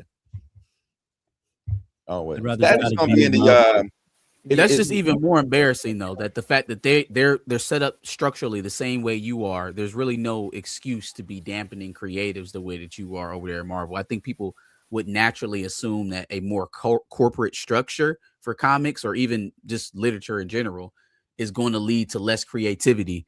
But DC seems to be looking that right in the face and performing. So there's really no excuse for what's going on in Marvel and in comparison to what's happening across the street there at DC. I sort of agree that Milestone Comics marketing sucks, but like everyone sucks at marketing, really. So sure, like there's not that much marketing budget for comics anymore. So the TV shows, the movies are supposed to be its marketing. Yeah. But if I'm one of the milestone heads, there's 1,000 YouTube, maybe 100, maybe 100 YouTube channels I could be making myself available to right before my comic comes out. You know, I can do that, but they don't do that. Well, one It's thing, not going to be too many sales. Sorry, Blue. people don't read anymore. Yeah, people don't read anymore, Yeah, but I people just have mean, like, stopped market reading. to the comic readers. All you need for a comic book to succeed is what? An additional 4,000 people who are already buying your book, and that'll keep it afloat and not canceled. They could be a little bit more sexy in the audiobook space. I feel like maybe hiring some of these voice actors that, you know, you keep in the dark until you need another animation voice, right? Use them for some of your comic book content in the you know, in the audiobook space. I feel like that would really blow up. First of all, it's already very popular. People who are still reading use that at least half of the time. And then, you know, it's another way of pushing your comic book audience into another line of business. But I would voice actors, definitely hire some voice actors. they get paid the same rate that a regular actor gets paid, though. There, Marcus. Okay. Well, I'm just saying the opportunities are not as plentiful nowadays as they might have been in the 80s or 90s. Like now it's just like it's fewer and far in between when these guys are getting calls. And then most of the time when you hear these voices, it's the same people on these shows. It'd be the same people on all these. Clancy Brown eating up all the roles. Yeah. He eating them all up. And Chill, I don't think Marvel or DC cares about cancellations. I don't think they care about cancellations. Well, it's a business. They care. Like I said, I don't think they care about cancellations. But with me being up under the umbrella of Warner Brothers, with me being up under the umbrella of Disney, I don't care about a cancellation. If Marvel wanted right now to come out and say, hey, we're not even going to do Marvel comics no more, we're just going to focus on Marvel Studios and TV, I don't think they're bad an eye. I really don't. Same with Warner Brothers. I don't think they're bad an eye. Nobody listens to what Blue is telling you. No one listens to say. this guy. The reason why comic books like Storm and Black Panther don't have issue 57, the way that Amazing Spider-Man and Uncanny X-Men get up there, is because not enough people purchase the comic books, and so they say, well, we'll just cancel it here before the second trade. I'm not disagreeing with that. As far as on the Marvel, if you work for Marvel Comics, right? Yeah, you want to reach your quota so I can keep a comic going. That's all I'm saying. Thank you. We agree, Blue. We agree there. No, we don't agree, because the big business is what I'm talking about. Marvel, the entity of Marvel, doesn't care whether Storm gets the 12 or not. They're gonna use Storm in the movie and make all the money that they need to make off a Storm. But that's an alternative fact that doesn't really touch on comic books that sell get continued and comics that don't sell don't get continued. Yes, you're right. Marvel, which is owned by Disney, which does movies, which does toys. I get it. How you gonna poo on what I said if you agree with it? If it's right, if it's an alternative fact that makes that distorts. It's an alternative fact. Yeah, it's like it's got nothing to do with what I'm trying to say, which is keep purchasing these comic books and they'll continue. You're just like, well, you know, the comic book is so big. I think it's something that overrides what you said. That doesn't make it not I think true. its point is to say that's why it's an alternative fact. Way. I think the point was to affect them in a different way, because going straight at their wallet sometimes for like individual titles could prove unfruitful because they are so down the line of products. Like before comic book losses gets to them, they're gonna have to lose at the parks, they're gonna have to lose in several different studios before they start feeling that. So I understand that. But if you're talking about at a store level, if you're talking about but that's not what I'm talking level like that, Marvel. you can absolutely affect Marvel, the sales because those people watch it. DC, the entity, or Warner, because you can't go and buy Marvel stock. You got to go buy Disney stock. You don't go and buy DC stock. You go and buy Warner Brothers stock. You see what I'm saying? All of that is wrapped up into one. When they do the earnings, it's all about that one stock. It's not about comics and all. It's whether that stock is up or down. Now, where I disagree with you, Blue, is that the idea that they can wholesale just do away with comics and nobody would bat an eye. I think they would have to be in an extreme position of strength to pull something like that off and have support.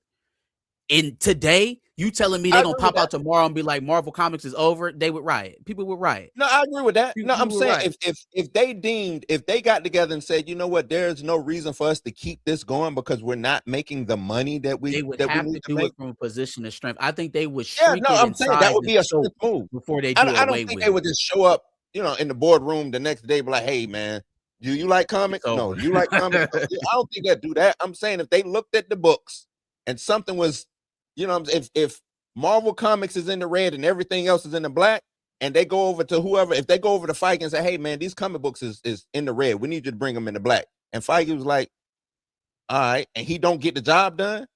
You know what I'm saying? I think they'd be like, well, let's cut bait. I think they would shave it and consolidate it again before they completely just be like, all right, we'll let it go. Because it's the thing that still keeps them legitimate as a studio. Disney they didn't make these characters. They didn't even hire the artists and the writers who made these characters. They are a colonizing company. It's who they've always been, but they have to hang on to the ownership of the rights of the property to be legitimate. And I so didn't say if sell. they have, I didn't say sell. I think you missed me. I didn't say sell. I said okay, get rid of.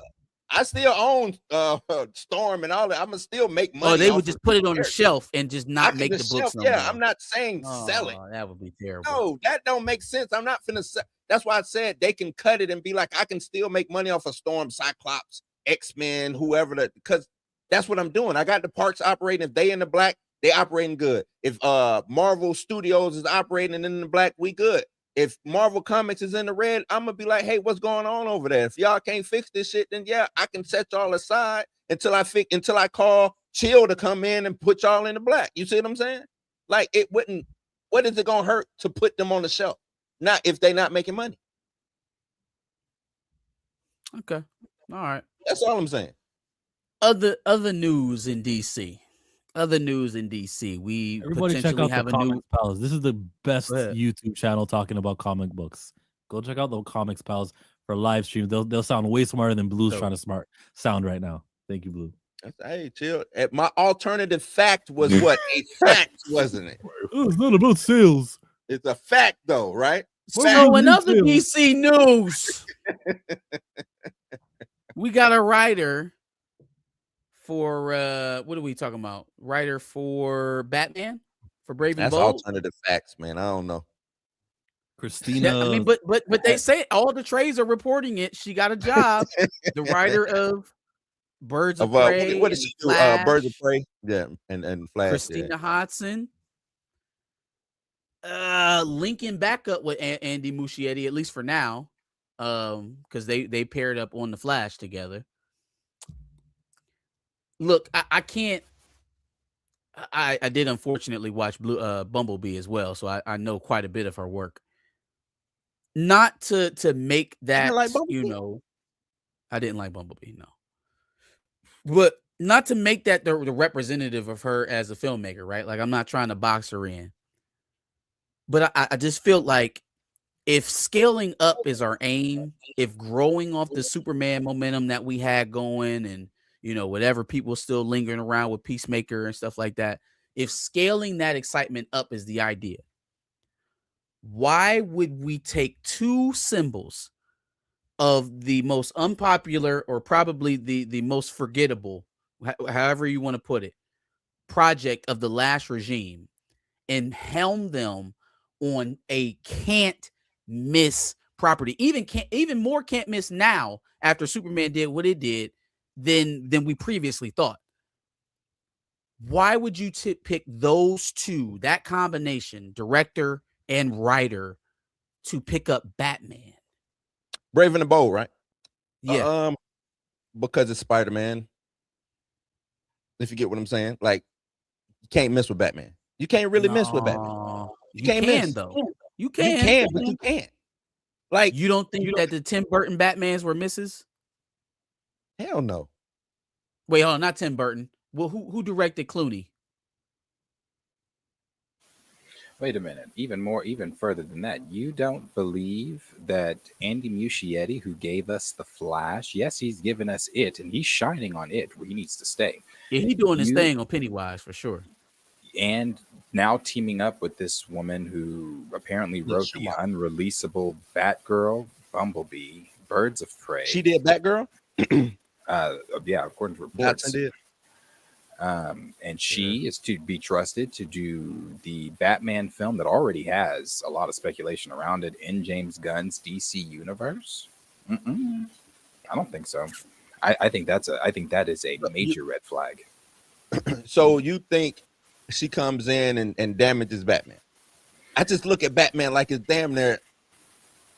I don't think it's Teflon now. He's not unfallible. Like, we can go wrong on Batman for sure. No, you can. I'm just saying. I just think people come out in droves and they go to the movies and they watch it and then they talk shit about it. But it'll make its money and then they'll talk shit about it. That's all I But didn't we say the same thing about Superman though? Didn't we have this level of expectation that Superman as a title was going to have this draw that can overcome the super shit and stuff and overcome? I said Superman does not sell well. Superman has never sold well. Live action Jill that said that. Jill wrote that argument. Killmonger was correct because it made more domestically than Man of Steel. It did, but it still didn't sell well. It still whoa. We can't skate by that. You know how many videos and different things I have seen on they made about the exact same thing, if not the same thing. Talking about with inflation and all of that, yeah. Yeah, no, I mean, it didn't make more money than if we're being honest about it. It didn't. But that's not the point. What I'm saying is Superman does not sell well. Superman is a big product that everybody recognizes. That as soon as they make a live action Superman movie, it doesn't flop, but it doesn't do what Batman does. It doesn't do what Spider-Man does. As far as the three most recognizable franchises of superheroes, it does not do that. It's third on. But as much as I love and I don't care what anybody says, I'll fight you, elbow, knees, all that. Andrew Garfield's Spider-Man's, his are they that box office returns for those were awful. Wasn't that? But I think it was a leak behind that, right? Wasn't that a leak behind both of the movies? It was leaks that tanked them. The first one did not tank. The first one didn't tank. Amazing Spider-Man did not tank. It didn't tank. How much did the first one make? Yeah, I was about to say, let's go ahead and take a look. Go ahead, take a look. Are you going off feelings? The first one didn't tank. No, it did. Okay, let's just check. Amazing Spider-Man. The box office for it was it didn't. 758. Okay, all right. Okay. Spider-Man don't play, man. Even look at it. What did the second one do? What did the second one do? Spider-Man 2. Amazing Spider-Man 2 did 716 or what? Come on, man. Y'all be playing with the wrong guy, man. Y'all be playing with the wrong guy, man. Listen, okay. Yes, that's just like Spider-Man 3, right? But here's the difference. Here's the difference. The difference is you've got what is sure to be an amazing Batman movie in Batman 2 with Matt Reeves. So what if we are talking about people barely wanting to go see an Avengers movie because of money possibly being an issue and interest being an issue? Why am I more interested in your goofy universe that you've already proven to be somewhat goofy over Reeves's Batman? I just paid to see that. Why am I paying to see this one? Batman may actually do Reeves in. Like, if he doesn't find a way to work this thing out with Reeves and integrate it, I think it's over. And what will be a clear sign of that is if the Penguin season 2 gets greenlit. If they greenlight Penguin season 2, I'm saying I think Batman may do James Gunn in. And the telltale sign of that may be if they greenlight a Penguin season 2. So you got Superman, Man of Tomorrow coming out 27. You also got Batman 2 coming out 27.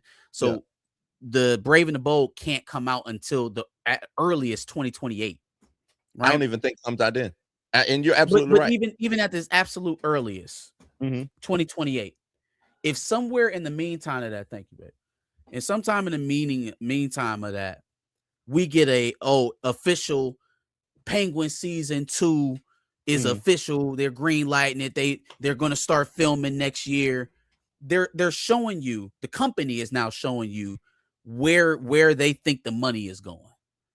So how I long don't do you disagree think with they're that. gonna let you sit and be the sore thumb playing in your own universe with all your favorite toys, your Clayfaces, your Jimmy Olsens, right? Like, because your Booster Golds, you're gonna have to line that up versus the Joker, versus Harvey Dent, versus the Riddler, versus Catwoman. Well, I told you, I already think that they've chosen Reeves over Gunn. I do think that the studio chose Reeves over Gunn. already. I think Gunn came into this situation and I think he wanted to do his Batman. What do you Like, mean I they just chose Reeves over Gunn? Chose his meaning Batman? this.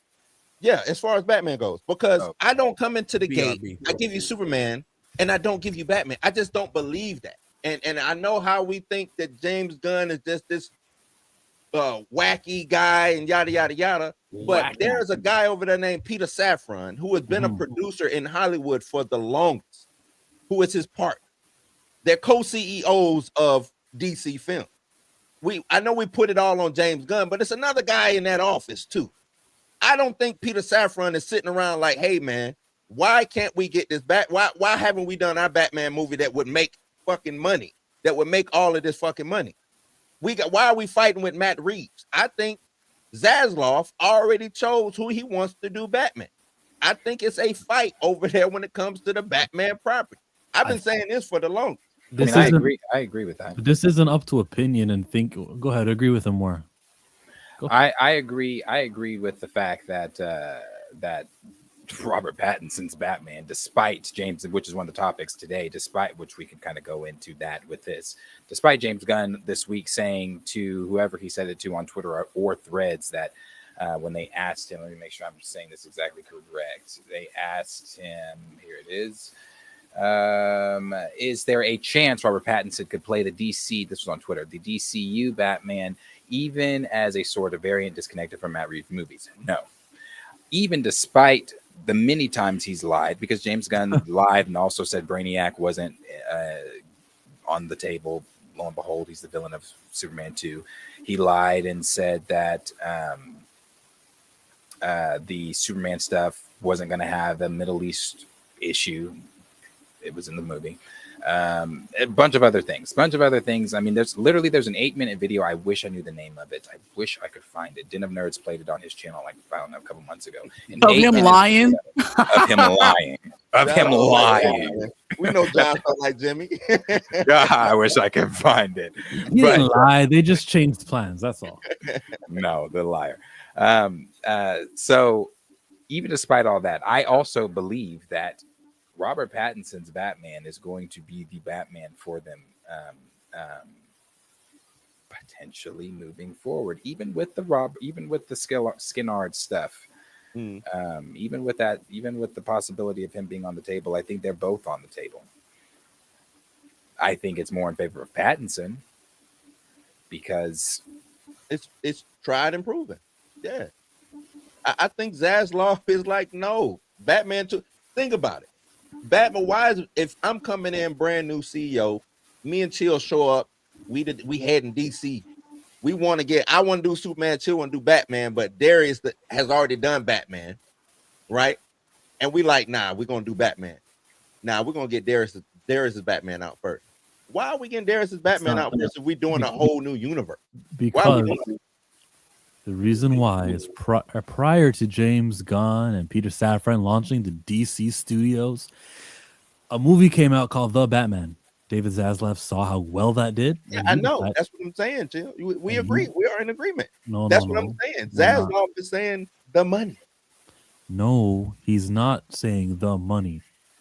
I'm telling you, because it's important that I finish the sentence, that the decision to forward The Batman 2, the pen and the ink was dried and the thing was in motion before the concept of we're going to start a new universe, DC Studios, David Zaslav hiring James Gunn, all that happened afterwards. So we've got to complete, the Warner Brothers has to complete what they already agreed to do, and that's why the Matt Reeves Batman, The Batman 2, needs to happen first, because it's been agreed to. He's got rights. They've got contracts. Hold on, Blue. So then you agree with me then. So if we see another addition to the Reeves universe, that's probably doomed for for Gunn, right? Like No, if you Chill see doesn't agree another with us. He's not installment saying to the Reeves verse, then that probably I don't. signals bad things for Gunn. No, that- his In bad that thing is situation, Batman, yeah. in that situation, everything goes through DC, through James Gunn, and through Peter Safran. So if they were to do something, extend the DC or the Batman universe, Matt Reeves verse, it would have to be them approving of it. No, it does not. It doesn't. You think that Safran no, can it come would down be and bad tell news. him? If it happens the way you're thinking it happens, of course that's bad news. Then What? Whoa, Matt Reeves Wait, gets to have another maybe- the Penguin season, or gets to maybe I have missed- gets to have more resources. Will go to the stuff that he's doing, which has nothing to do with the DCU. If in that what if scenario, which won't happen, then yeah, it'd be bad news. If they go rogue and say, no, we're gonna do something DC related, but James, you don't be a part of this. I don't That's think not a gonna happen. CEO James Gunn's coming DC down. Studios played Oh, y'all right did before what the Jimmy said about the whole Lantern. James and all of Gunn that. and Peter Safran launched DC Studios, and even though the Man of what's it called, the Christopher Reeve story, Hey the fam, Man if of you're gonna Steel drone story, on like even this, you're though gonna have that to thing stop at was some point and let us was respond. already decided to be made earlier, they still put their studio logo on it. I think when we watched the Batman 2, I think Fam, it'll also stop. have the DC Take a break. Studio. Take a breath. Yeah, I'm lost in what I'm lost in what he was saying. You got to give So us a what's the chance to point? hop in here. Go ahead. Well, Willis, go ahead. What I'm saying is, and I know James Gunn fabricates a lot, but James Gunn talked about the Lantern, right? And how he is not in charge of the Lantern. He is not in charge of that. He is not in charge of the Lantern. He is not in charge of Matt Reeves's The Batman. He is not in charge of that.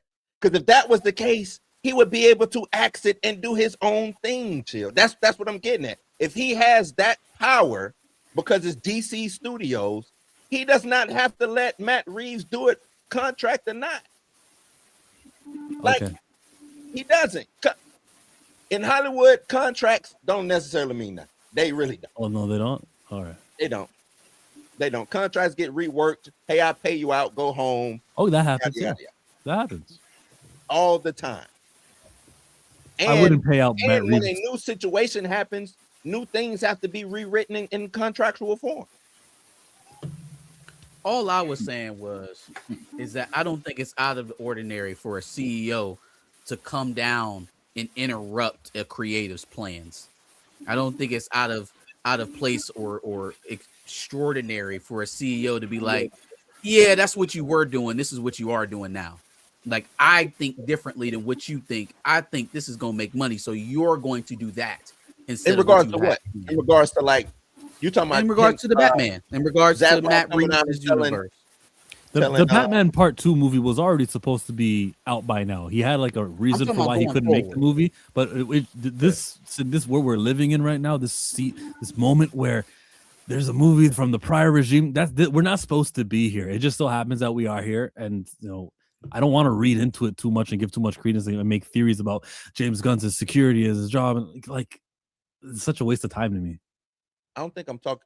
Well, I mean, y'all might. I'm not talking security, but then Chill. What the hell we here to talk about, man? You know, when Chill does that, I Something question comes it, out. too. I'm always like, that's what we're here for. We're here to talk. No, We're I here like to talk about content that comes out, but like speculating on a man's job, speculating on, well, what happens if the Batman gets another TV show? What's the happens if the Batman Part 3? Does that mean that like what? We All right, guys. speculate every day. Yeah, we just Well, I'm speculate. done speculating on this one.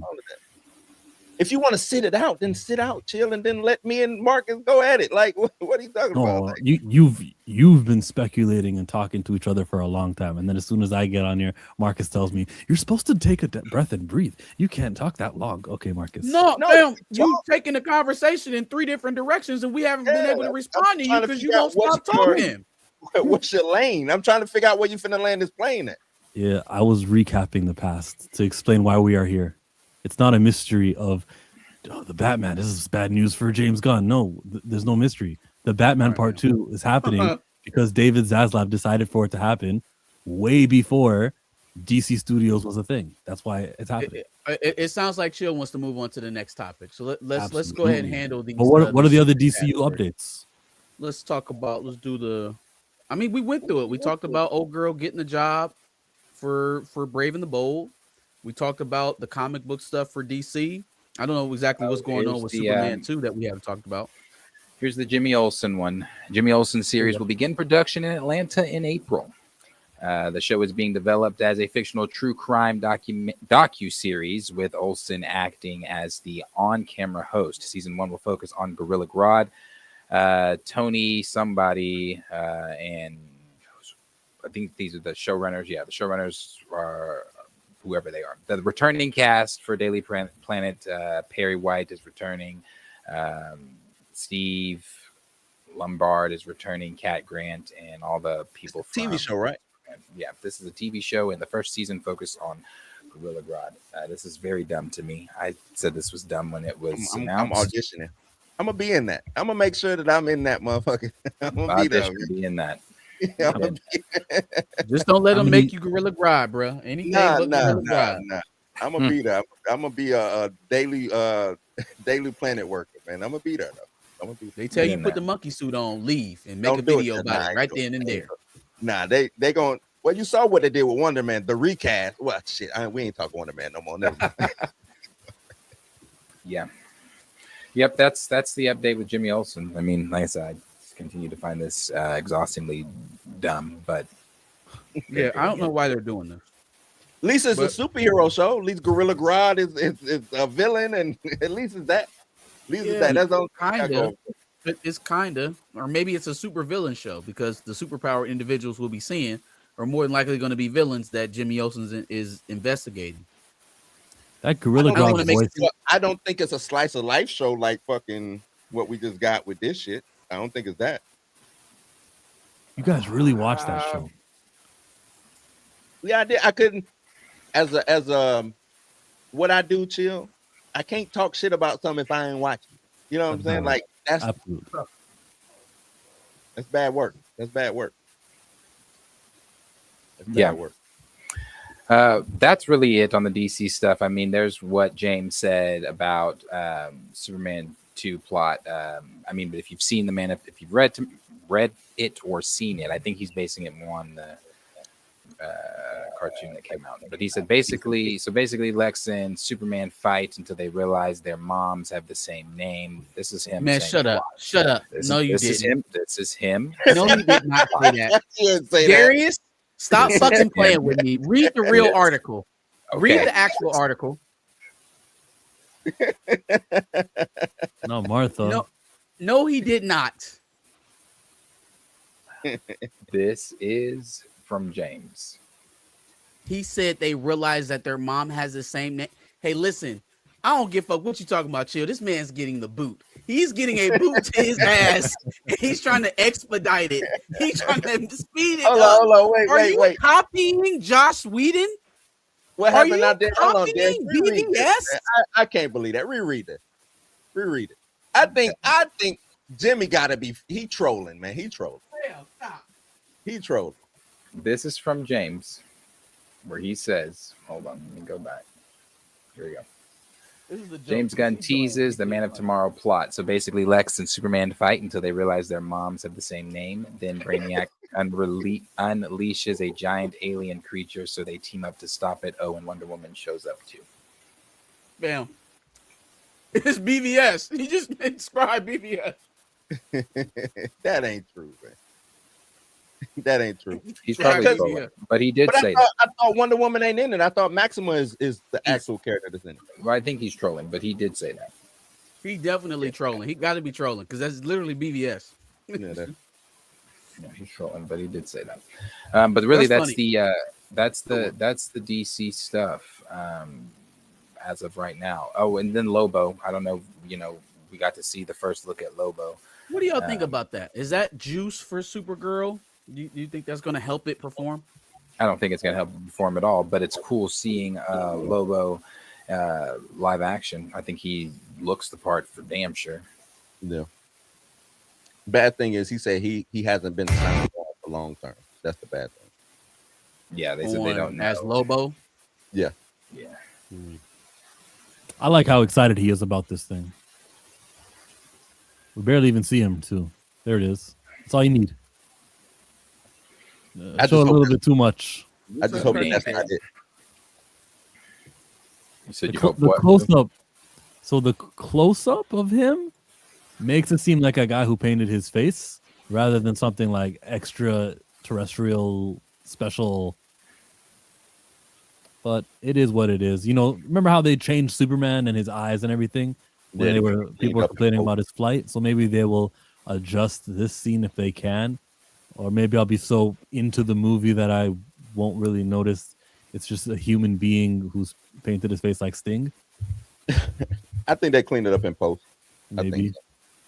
I'm fine with it though. Yeah, it doesn't hurt it, but it ain't pushing it over the top just because Lobo's in the, you know. Good marketing though. Jason Momoa is a star, so to see him act all happy right before this little 30-second trailer, oh my god, I'm gonna play the character. Like I love that for promotion reasons, because like that's why you get the big stars, so that they can do this. And sometimes they have pull, bro. People like them. You know that we all cried when the Dothraki died. We all cheered in Aquaman, and we hated him and despised him as Fast and Furious. And now, here's our favorite actor, Jason Momoa. Yeah, good timing too, because he'll do Street Fighter. He'll be in people's, big movies, Street Fighter. So yeah, he's shout out to that. That was a good casting. What, Street Fighter or Lobo? Lobo, one of the best castings. James Gunn's best casting would be Lobo for Jason Momoa. No, I think more than David Cornsweet. Mr. Terrific. I That's think to who? I say it's too old for the perfect casting. You don't get someone in their 40s to play a superhero. I mean, but then that's kind of going against if what you he's just said. going for the animated series version, he did very well with Rachel Brosnahan as Lois. That's a good casting too. Yep. That's a good one. Better than Lobo though. Okay, Mr. Terrific, Lois Lane, Darius. Who's the best DCU casting? I don't know yet. We've only had one DCU movie. Peacemaker. It is. John Cena. Batman. I forgot John Cena's. I forgot Peacemaker existed.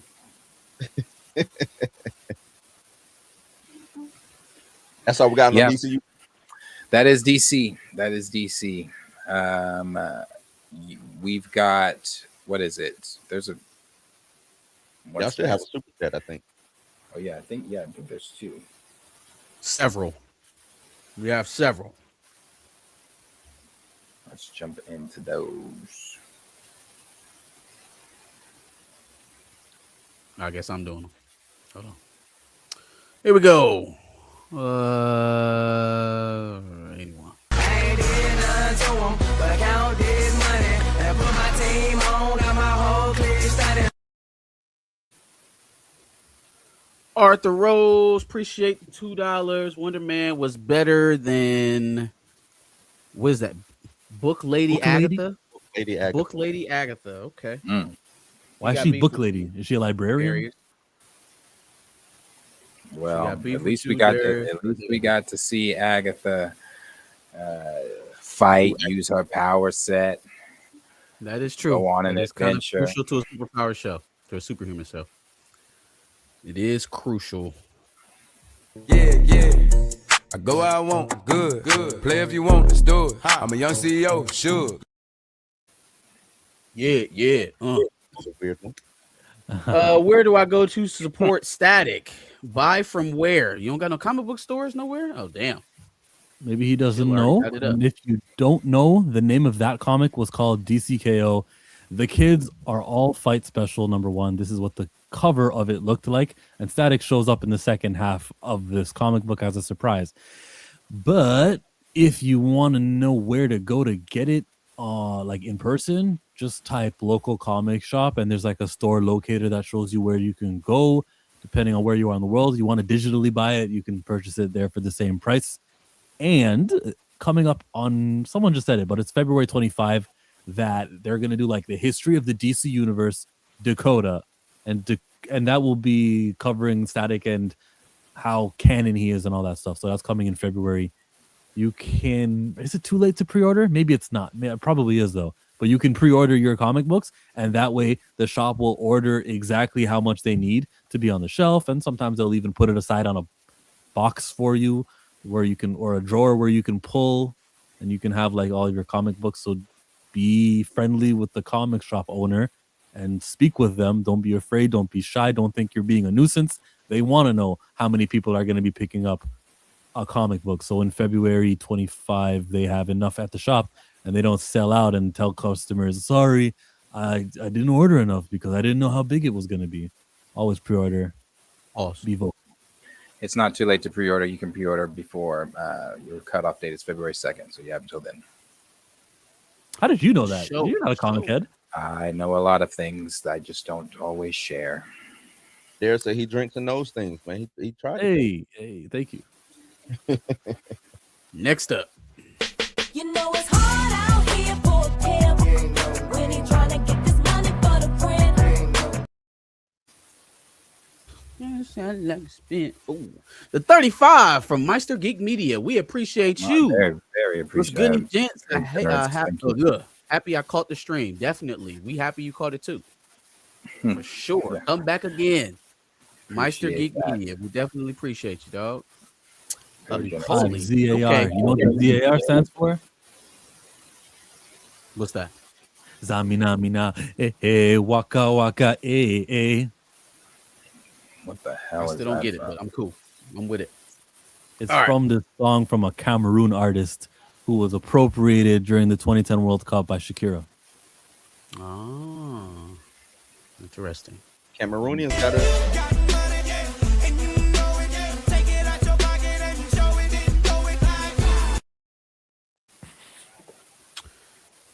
My bad, Blue. Matt Reeves. Another Bats was 35. fine, but it will depend on James Gunn's Batman. To the degree of how much does it make, or how much excitement there is for his Batman relative to Matt Reeves. Again, this is going to be a very interesting spot. We've never had one of these type of characters running two at a time. Same exact character, not like main character and derivative, but we've never had same exact mainstay character running consecutively. So this is new territory we're in here. You know what, Jimmy? This is what Jimmy messed up at. Instead of announcing this writer, old girl, he should have came out and said, "Hey, I found my Batman." Definitely should announce the Batman before we announce a lackluster writer from The Flash. Hey, I got my Batman. My Batman is yada yada yada. That's the only way he can get the one up on the Matt Reeves. Like, I kind of agree with what you're saying, Mark. Matt Reeves is the barometer for what James Gunn can do with Batman. Matt Reeves' Batman is the barometer for what James Gunn can do with Batman. And I just leave it at that.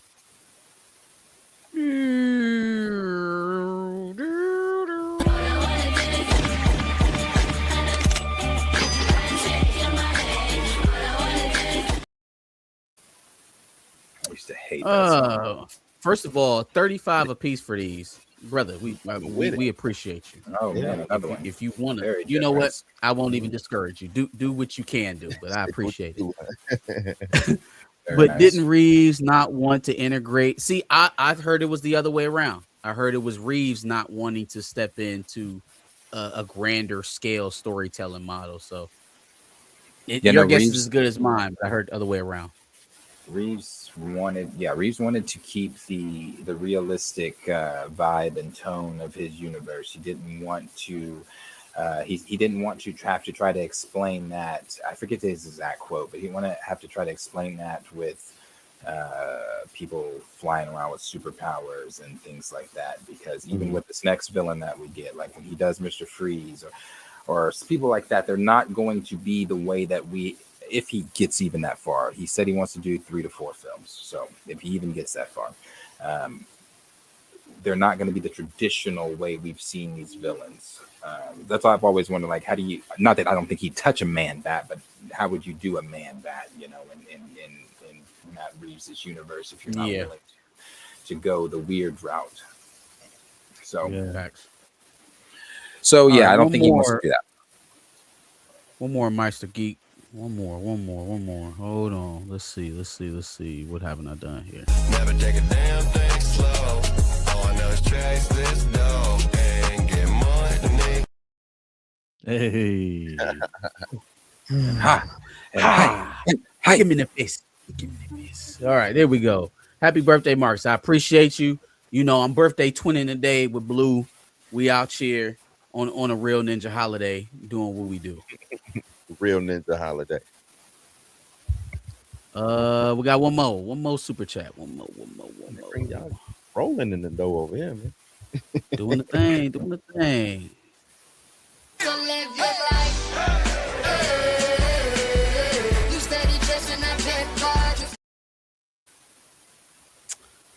Blue can't talk trash on something he didn't watch. That's reasonable, Blue. These guys throw dirt on Andor and never watched it. SMH is peak. Hey, Battery. Keep going around telling the business. We gonna put you in jail. I watched Andor the first episode, and as the saying goes, first impressions are lasting impressions, and that first impression was awful. So, long as you watch that first, I don't like with me. If you attempt to watch it and it didn't stay with you, that's good enough to make an assessment on it for me. Now I watched the Mothma episode in season 2, just because of that epic speech. But that's as far as my Andor reach goes. I choose Rogue One, where it began and stopped. and chat right now are full of it because I know I don't, and I know when I'm with Darius, he doesn't. We don't just bring up Andor and let's shit on it for 10 minutes. You guys bring it up all the time. That is what true. We're supposed to do, ignore you? Y'all do bring up Andor every time. Andor, huh? And right now they're all like high-fiving each other. Hold on. There might be a super coming from I Am Two Fly Cam, the Andor protector. Yeah, you gotta watch out. No, Andor is it's great if you love it.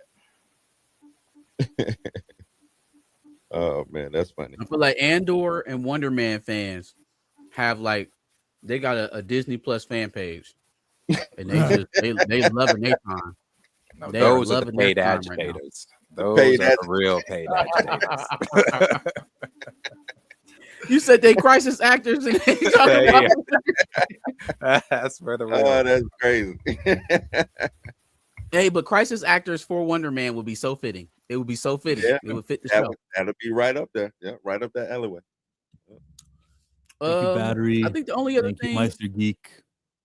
Yeah, thank you for sure. I think the only other thing we had to talk about tonight, fellas, was the recast.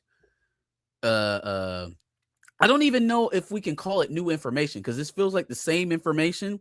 It's just that a certain crowd picked it up and decided to start passing around the information.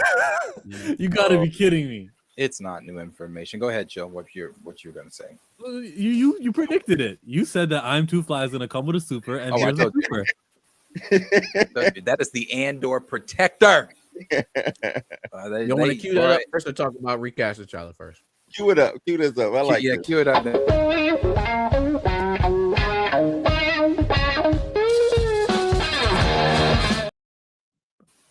$5 to say this. Okay. Make most out of your money. Andor has Emmys. What does Agatha have? Not even a season 2. And no, Vision show don't count. Well, I don't know why we threw Vision show in there yet. We haven't seen it. Agatha, I agree, shouldn't have Emmys. But when it comes to, we talk about Andor every time you bring Andor up. Agatha has if they wanted to do a season 2, they could. Why would there be a season 3 with characters that are dead? They're season going 3 is Rogue One. Yeah, there you go. They're going there. They die. We know their purpose. We know what they've done. It's honestly impressive that they were able to get 2 seasons out of that concept. Like, this is the time in between when you know who Cassian Andor is and when he died. And they stretched that shit out for 2 seasons. That's impressive. Now, I'm not, this is a safe space, so I can say what things I've thought. But with everything that's going on, and I don't want to get into that conversation, let's escape the realism. But with everything that's going on with the thugs out here running the streets of Minnesota, and people You mean comparing damage it control? to people comparing it to the stuff with Andor, Mothma's speech, making the rounds again and things like that. I about turned it on and was like, let me watch Andor past episode 1 and see these comparisons, which I do believe are really there, because I mean, obviously, as we all know, Star Wars is politics cloaked in sci-fi. So yeah, but I'll give credit where credit's due on the writing. I'm sure the writing is brilliant. I just don't want to watch. I don't want my entire Star Wars to be political. There's a season of Clone Wars that is nothing but politics. Worst season they've got. I agree wholeheartedly. I get it. I get the politics, but it's just like, damn, why? I don't think it's More the politics senators? inherently. I think it's how they chose to present it. I think they tried to present it in a very earthly, in terms of the content that they were dealing with, in terms of some of the subjects that they were trying to handle, right? Like, I think we've always had an idea of what the Empire was from the movies or even from Clone Wars. But the next level that they needed to take it to, like the next level of barbarism they needed to portray the Empire having, made it like inherently like Earth. It made it all too familiar to the tyrants that we know. Like they brought it too close to what happens in our world. And so while, yeah, it's inherently political, sure, absolutely. The concept of the rebels versus the Empire, it was always meant to be political in some way. They still found a way to make it extraterrestrial. They made it a skirmish that could happen in a land and with politics that we don't even understand. But Andor made it very human. They made it very like this is what's happening up the road from me type things. And I see that point too, but I guess I will say, that is a part of the Empire takeover that I do, in terms of watching it on the on sci-fi movie, the part of the Empire that I do like to see, because I like to not as far as like I get a joy out of it, but I like to see the effects of how it, like even in oh no, that was pre-Empire, but I like to see the effects of how the Empire is what they've done to the people, how they are affecting planet to planet. You know, Palpatine, if you did not bend the knee to him, then your planet was boom, bye-bye. Look at Alderaan, Jeddah, Gorman in Andor. So I see that, but I also like the fact that they show and highlight how the common person outside of the Jedi perspective is being affected by the Empire. Because again, Mothma's speech is just great, man. It's great. The things she is saying, the genocide, and like I said, I didn't watch the show, but I'm assuming what they used the Death Star to blow up Gorman. Yeah, it's great. It's a great speech. It's powerful, and it speaks to how evil the Empire truly is, and I like that aspect of it. Happy? There you go. I am too fly. I complimented it, and I liked that aspect of it. One more from Arthur Rose. They shooting. Made you look. You a slave to a page in my rhyme book. Getting big money. Playboy, your time's up.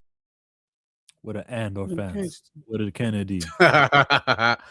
I'll watch Andor before BP2 or Thunder Feelings. But hold on now. You'll watch Andor and not watch Thunder Feelings? I feel like Andor and Thunder Feelings was made in the same little pocket of Marvel Studios. They wrote that up in the same spot. I might just agree though. I thought Andor, I might look for an Easter egg here and there, look for a background, look for a okay, what's that name of that senator? Maybe he can appear in Ahsoka, but like Thunderbolts, destined D-listers. Thunderbolts has way more impact on the furthering of its universe than Andor does. Andor, everybody dies. Yep. It's a dead end series. It's not going anywhere. Fuck who you watching. Forget You're who right. you're getting introduced to. They're all gonna die. Yeah, I also don't care about the main characters of Thunderbolt, so it's just a matter of what do I like in the background more. That's true. That's valid. That's valid. Hey man, y'all gonna get off Walker. He was actually really funny and decent and Didn't give a shit about him. Thunderbolts. I liked him. Didn't give a shit about him. Can we do Black Panther now? No. Yeah, sure. I've been Let's trying to go. introduce I it. think we have one more from Cam, and then we go into That part, I just want the paper. That part. You can read it. coming around Darius. LOL. All love to you, Andor lovers as well. I wouldn't say I'm coming around, but like I said, there's things I like. You haven't come. He's not saying you came around. It's just you're coming around.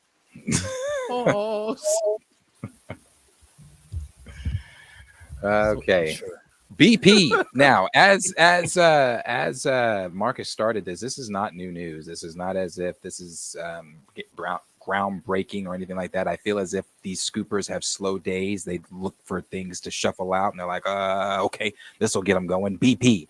As if we already didn't know that Marvel met with a Aaron Pierre type person or Aaron Pierre himself to portray T'Challa. This is not new news. So when people were, and I saw people that are in our chat, love you all, retweeting it as if it was new news. And I'm like, guys, we know this. We've been talking about this, yeah. I saw Tina did a video. She's like, I spoke about this, and she just played her old video right after. Yeah, we waited. Shameless plug that, Tina, because we've talked about this. Has all been talked about. So, but in the sense of it, with it being all talked about, they did. This person, let me make sure I have this right. James Mack put this out an hour ago. I guess this is coming from him about BP, and we'll add this into everything. But it says, news time, Black Panther 3 reportedly feature aliens. It will also serve as a starting point for the cosmic arc of the MCU's next saga after Avengers Secret Wars. Wow. What does that mean? Intergalactic Empire? That better mean they beamed him up there and that was a scroll and he's alive. And that's how they do that. And he's been up there fighting some intergalactic shit for Wakanda, and that's why we ain't seen him. They really could clean this up, man. Like, obviously something's going on with Doom and collecting all the, the remnants of the Avengers together to try to save another incursion. So if all of that shit is happening and really he's, trying to get all of them into one spot so he can take them all out at one time, why not have it in the back of him? Okay, we could clean up some more of this Phase 5 shit and say that he was in play with T'Challa, like he needed T'Challa out of the way from the 616 universe or whatever our universe is. We needed him gone. We needed him incapacitated at very least, right? Like, use this culminating event as a way to purge yourself of the mistakes that you've made. Use it. They absolutely could. We could, like you said, scroll in the coffin. We could get the real, true blue, genuine article right back. Don't hit me with that. Oh, but he doesn't look like Chadwick. Don Cheadle, get over it. Build a bridge. God damn it, this is happening.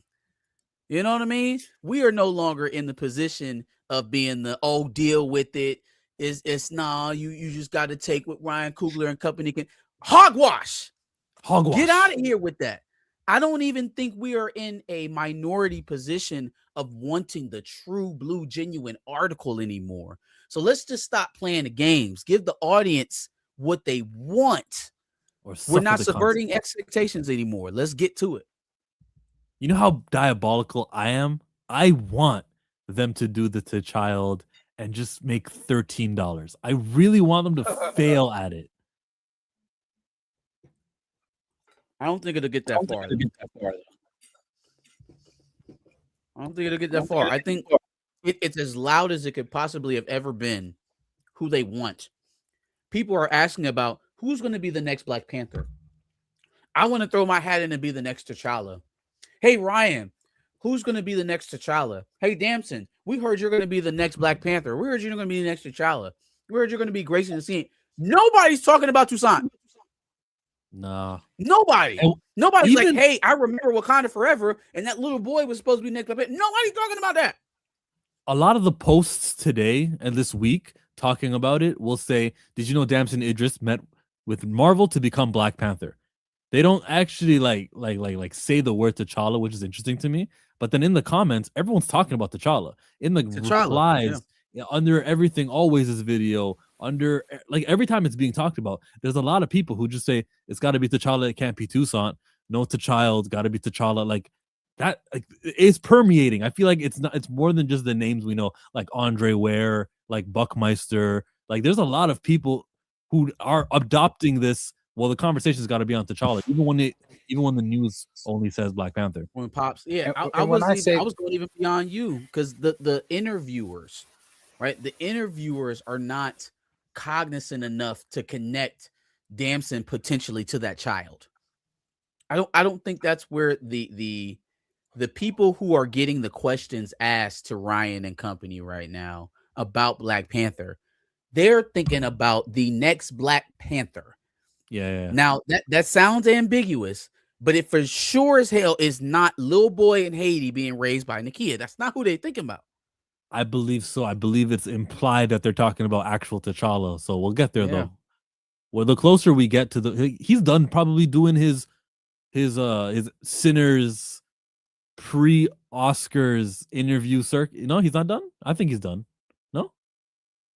Nah, What's next? Oscars ain't happy. They still got to do the Oscars and all that. When's Oscars is next weekend? When is the 200th Oscars- Academy Oscars Award? Grammys is first, Uh, then Oscars. Oh, we're still a bit away then. Okay, Yeah. forget it. I'm wrong. He'll still do a little bit more interviews with who? I don't know. He did the Josh Horowitz interview. It's up to Charlemagne. It's up to you. Charlemagne the Inhuman. It's up to you. Yeah, Oscars in March. Yeah. So I thought it was still, February. No, that's the Grammys is February. It's Grammys, Super Bowl, Oscars. That's what it is. Okay. But Back to the T'Child thing though. yeah, I'm laughing at y'all having the and I think y'all are right. I do think y'all are right. But Feige went and got Yahya Abdul-Mateen. The second. He went and got him to play this character. And that's all I got to say on everything that y'all just talked about. Every comment that y'all just talked about when it comes to Black Panther. Feige called Yahya. What do you think, Blue? You don't think they're going to? You don't think he's playing T'Challa? No, I think Toussaint is on the table for Coogler. Well, he's going nowhere. Yeah, I don't think the Toussaint kids. on The table. kids No, not. he The can kids be not. there, but why he can't be there and we Yeah, get the what we kids. want? The kid's not Double going in. The kid's not going anywhere. But I will say, I am a bit more than I have been in the past. Optimistic. How 2 years I've been talking about. They're not. I'm a bit more optimistic that T'Challa himself actually might be on the table with Toussaint. Goddamn. Hey, let's go. A variant. I mean, I can see maybe them cut. I just think Everybody out here adopting babies, Blue. Thor got him adopted baby. Steve went back in time and created some kids that wasn't even supposed to be there, causing incursions. Why we can't get a Black Panther daddy for this poor childless Black Panther? Or go get That's his not- actual daddy. Go get that's his not real life Coogler's true blue father. MO. Coogler is a divider. He is a subtractor. He is not he doesn't do addition. That's why None we of have his to movies give him. is addition. That's why we got to give him the pieces before he even get done with Black Panther 3 script. We got to put the pieces in place for him to deal with it. So he got to deal with it. You got to put it in front of his face and make him right around what we did in Doomsday. That's the only chance. I think the slight chance that y'all have of him coming back as a variant, I do think that he can come back as a variant.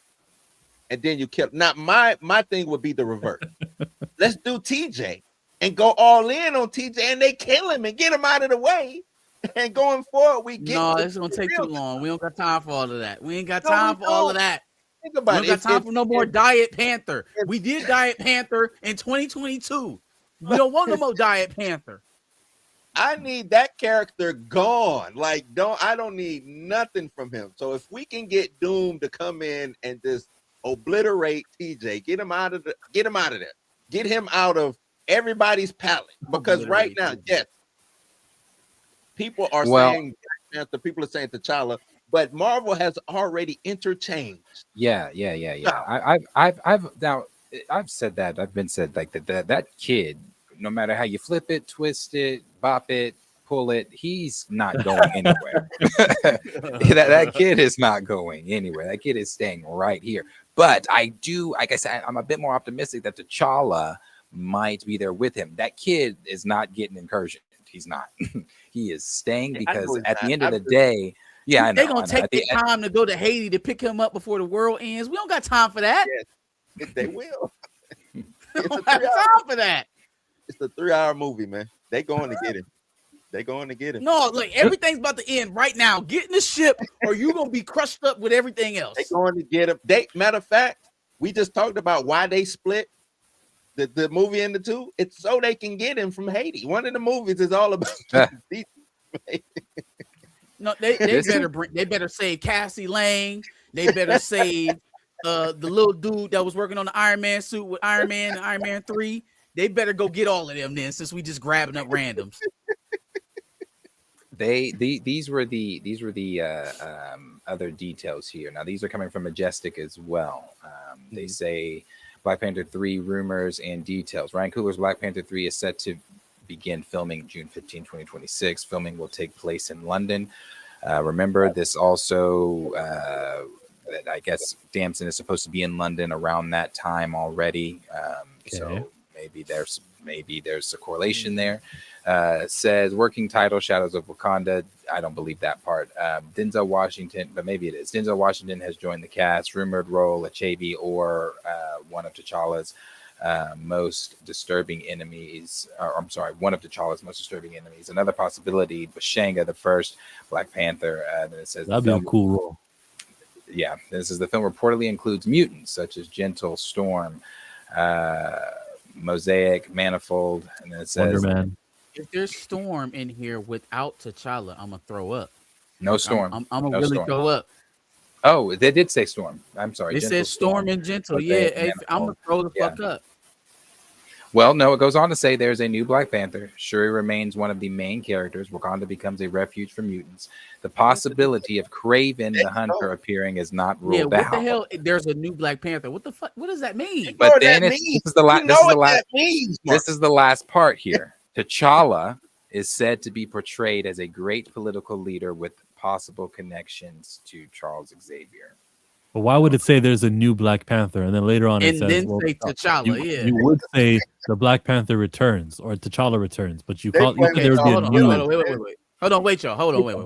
Are we being too space brained about this? Yeah. Because I feel like we just did this with Jeff Snyder, where we was trying to pick apart his words, and he's not in the same mindset we are. Is the person writing this article, this scoop, even in the same, whoever gave this information, thinking about the intricacies between what it could be and what it is, like we are? They may be just making Black Panther and T'Challa synonymous as it should be, because that's the Black Panther that they know. Or like we are theorizing, it could be, little Toussaint aged up. I'm not letting up. I'm going to continue with the advocacy of why T'Challa is not T'Challa and why T'Challa is not Toussaint and why Nakia had a fling with Simon Williams. And that's the byproduct of that kid. That's a new one. I'm going to continue no matter what this scoop says. Like, no matter how wrong people use the word Black Panther or use the word T'Challa when they're talking about the bastard, I'm going to continue talking about it and keep going. And I encourage you all to do the same thing. Are there time travel aspects to Doomsday that have been leaked? Have we heard anything that has anything to do with time travel? I'm stepping away from that one. Because how else do we get to a grown actualized Toussaint in the body of Damson Idris? When when I don't remember what was it, a couple weeks ago or whenever there was a big surge when Andre was fighting for his life on Twitter with the recast, anti-recasters. They were all saying, duh, it's the kid, or duh, it's, did you not watch? And I'm thinking to myself, okay, so explain this to me narratively. How the fuck did we see him at 6 and then all of a sudden he's 20 something? So where did time jump from BP3 or BP2 to where we are now? Time hasn't jumped that much. We know that from all the other characters. But that can't be where I hang my gripes at, because it's a science fiction and they can explain that in a simple explanation. So I'm not going to think about like yeah, but no. But you have to have logic. You have to have, even though it's science fiction, you still have to have. Yeah, you still have to have logic, because if I'm looking at the same little girl from Thor: Love and Thunder that I watched in what 20? When did that come out? I ain't thought about that little girl. I ain't even remember. 21. 21, yeah, 22. forgot all about her Something like till that. the Thor trailer, to the Thor story. Forgot all about her. Forgot she even existed.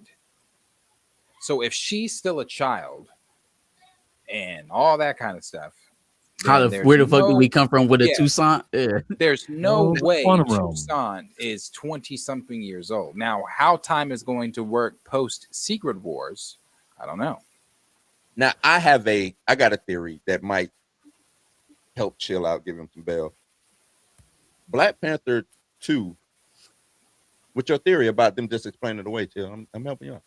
Black Panther 2, no Avenger or anybody showed up, gave a damn about T'Challa. Not a fucking one. Not nobody. Not one. Fantastic Four was done in a pocket universe. BP2 was done in a pocket universe. That's the only thing I can say that would help with the How the fuck did we get there though? How did we get to the point where all of Wakanda is in a pocket universe for somehow? That world is in a pocket universe. So that Earth, that Wakanda, that T'Challa passed in is in a pocket universe. That's the only maybe you remember at the beginning of Loki's finale, where we see that ship go from one black hole to another, another. Maybe that plays a role, because Wakanda Forever came out after Loki's finale, correct? Yes. Yeah, and Loki doing what he did had to have some sort of effect on the timeline. I think we saw it. Like that's what they were trying to represent, is that he affected the great timeline somehow. So I mean, the opportunities are there. This comic book stuff. It's just the motivation. And if you don't even want to do all that, at the end of the day, you have a whole Skrull invasion that you haven't addressed. Oh, the Skrulls were taking over political leaders, running around. I mean, T'Challa at that time was not only protector and king of Wakanda, but he was also a political figure. So they're not doing that. I know they're not, but you don't have to do this. That opportunity. This big ass thing you could do. Kevin, no, like Davis, Ryan go home, said, Roger. we had a chance to mourn in Wakanda Forever. So now we can get back to comic book stuff. I don't think he done mourning. Yeah, the comic book stuff will be. Oh, you know what? When Hope Summers needed to get older, didn't she like travel around with Cable, and then she came back to the regular time as an adult? Yeah, we'll do that. Yeah, right, Marcus. We'll do comic books. So somehow Tucson guy has the power of time travel that he uses to bounce around the timelines. Tucson is really Bishop. He's really Bishop. Man, shut up. Shut up. They would do something like that though. Combine Bishop's powers into Tucson. They would absolutely do some shit like that. I make him a mutant too. I see the Damson Idris rumors. Oh, he might be in Secret Wars as more valid, especially coming off of the F1 movie. He's very well liked. He's doing good for himself, like Hollywood wise. This guy is probably in Secret Wars, and the matter is, do they keep him or does he fix everything and then he goes back to his home universe? Good luck, Shuri, with TJ.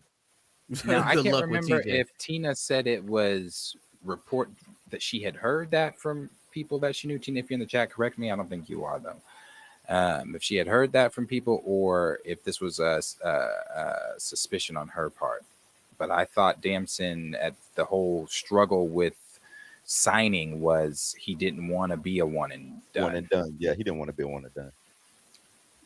But Yesterday's price is not that's today's encouraging. price. Maybe he's not looking at the that's Secret encouraging. Wars.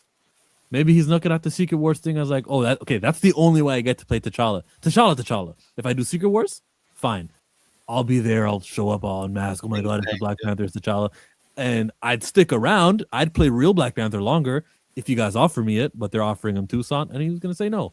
Or they changed their mind. They've got 6 months until filming. When did you say filming was? In July? They said June 15th. In June, so it's 5 months.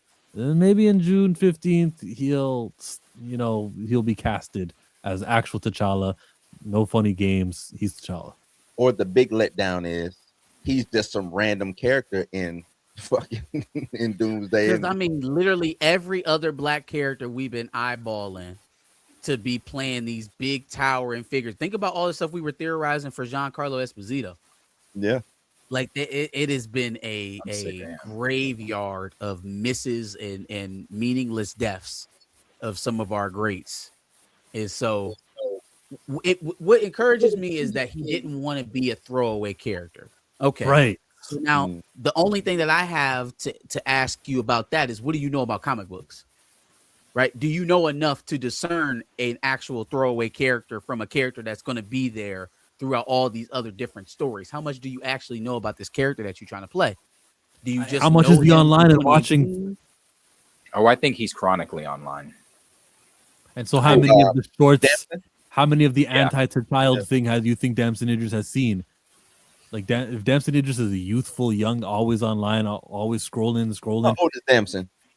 24. Is he in his 30s already? Damn. No, yeah, he Yeah, is. remember when he was in his 20s when this recast stuff started?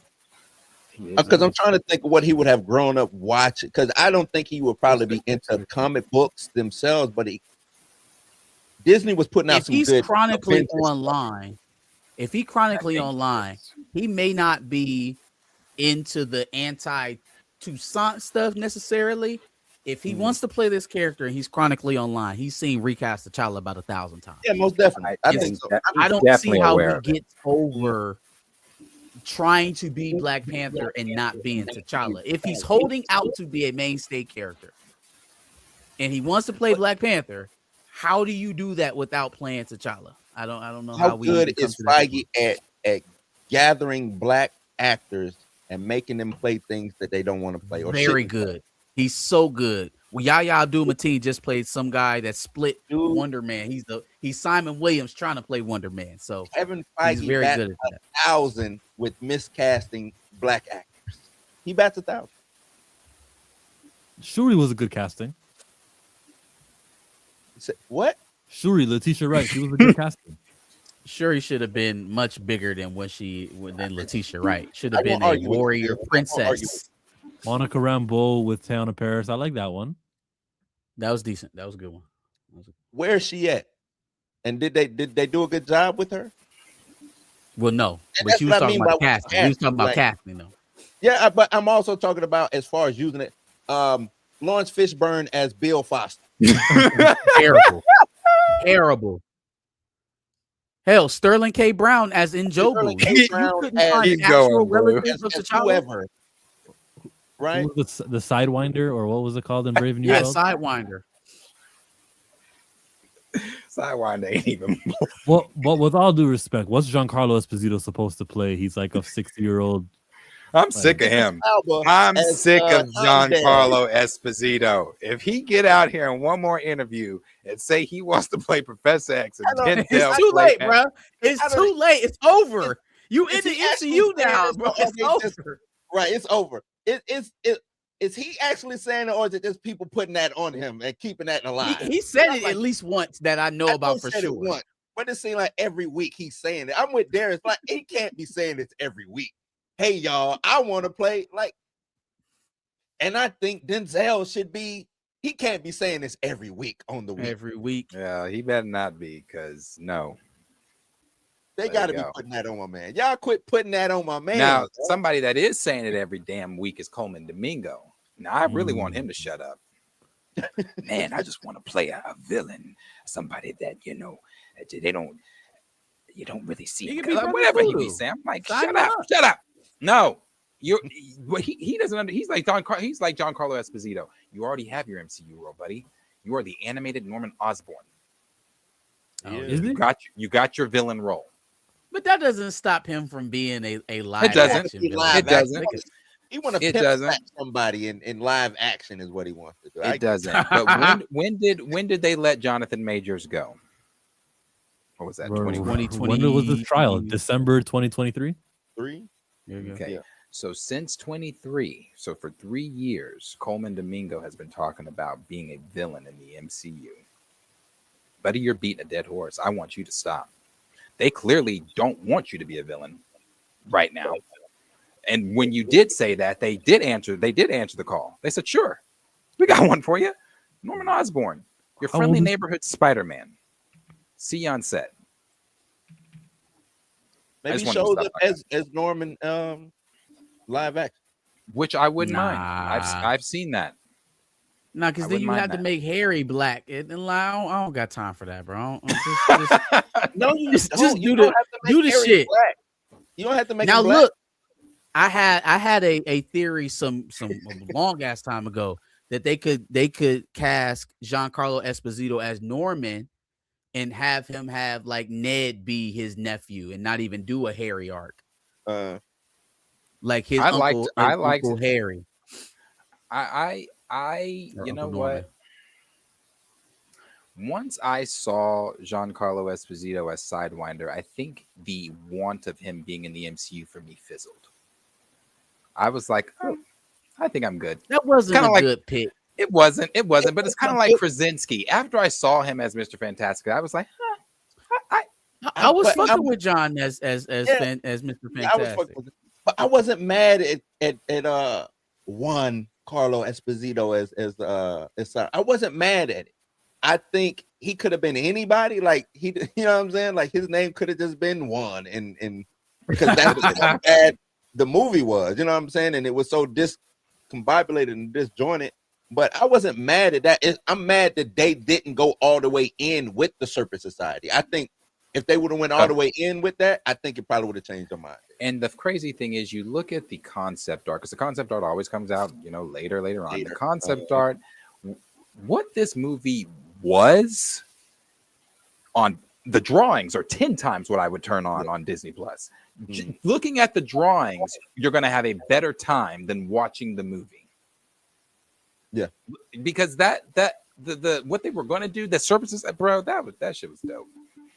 They actually Should've looked kept like Seth the Serpent freaking Society. Rollins. Yeah, they Marvel. weren't just The drawings are better. because Juan Carlo Esposito as Sidewinder looked like he was out of Indiana Jones. He just looked like, I was like, and if you don't know what Sidewinder looks like, Google that, and you like what? No, very different. So they strayed very far.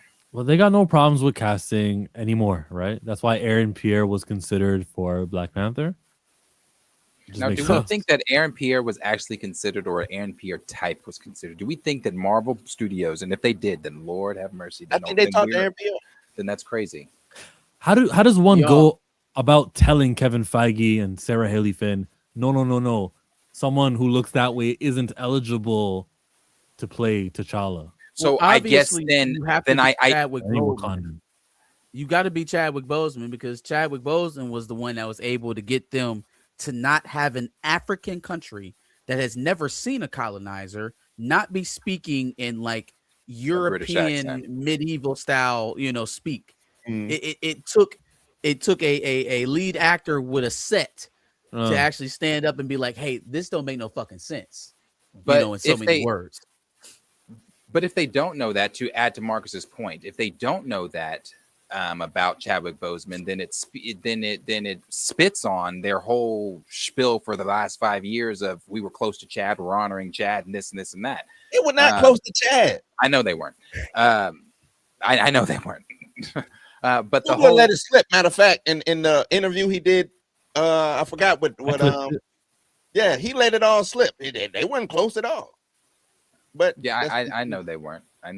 That's why none of them knew that the man was sick. The person that may have been the closest with them out of that entire cast was probably Michael B.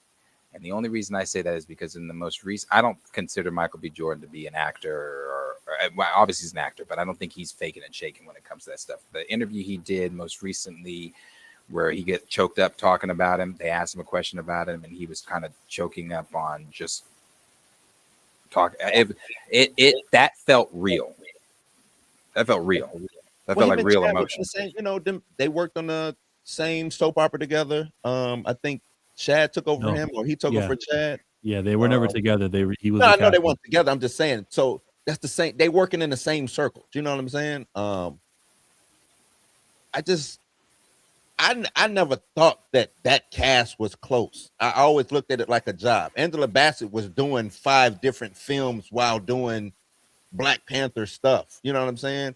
Letitia Wright does Black Panther. No, she only does. What did she do? She had that movie. She had a couple movies. She had the movie where she was like a twin or some shit. Yeah, and then she did the movie with Gal Gadot, the Oriental Express. No champagne. Oh yeah, I forgot about that movie. Yeah, she was in a few things. That's right. Yeah. But Aaron Pierre has been in Rebel Ridge. But that's still just crazy. And the reason I say all that, what we all just said, is because if you were as close to Chad as you say you were close to Chad, blah, blah, blah, we know they weren't. But if you were as close as you were to him as you say you weren't, you already knew he had to advocate for them not speaking with British accents and a few other things when it came to Black Panther, then you would know that why in the fuck would we be pulling somebody that is and to the people on Twitter, there was somebody on Twitter that said, so a light-skinned brother can't play T'Challa, but a black man can play 007. He said, whatever black folks are drinking, I want some. Brother, I just put the Raven Simone video of her laughing, eating that muffin, because if you don't understand it, then wow. So yeah, no, how you pull somebody like Aaron Pierre in, green eyes, light-skinned brother, and be like, T'Challa, man, yes, we need you to play T'Challa. That would be insane. That'd be insane. Yeah, it's beer people with green eyes on the equator, all over the place, light skin, just like that. I just think they look at marketability, and then they have umbrellas. They have a lot of things that make skin like lighter. Right? So there's like a generation. Okay, if we're going that far from the mold of T'Challa, then we better do it with Tony. Then Tony better look like a bum, fat, balding.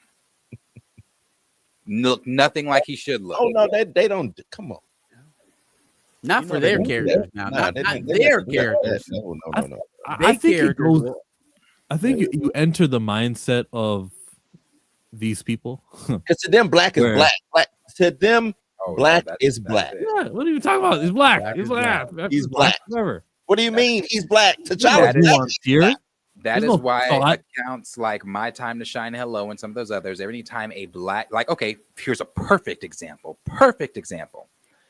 Nobody knew who I'm not gonna pretend like I knew his name either. I knew him from other projects, but I didn't know his name. Nobody knew the brother Hallen from It until Dick Halloran.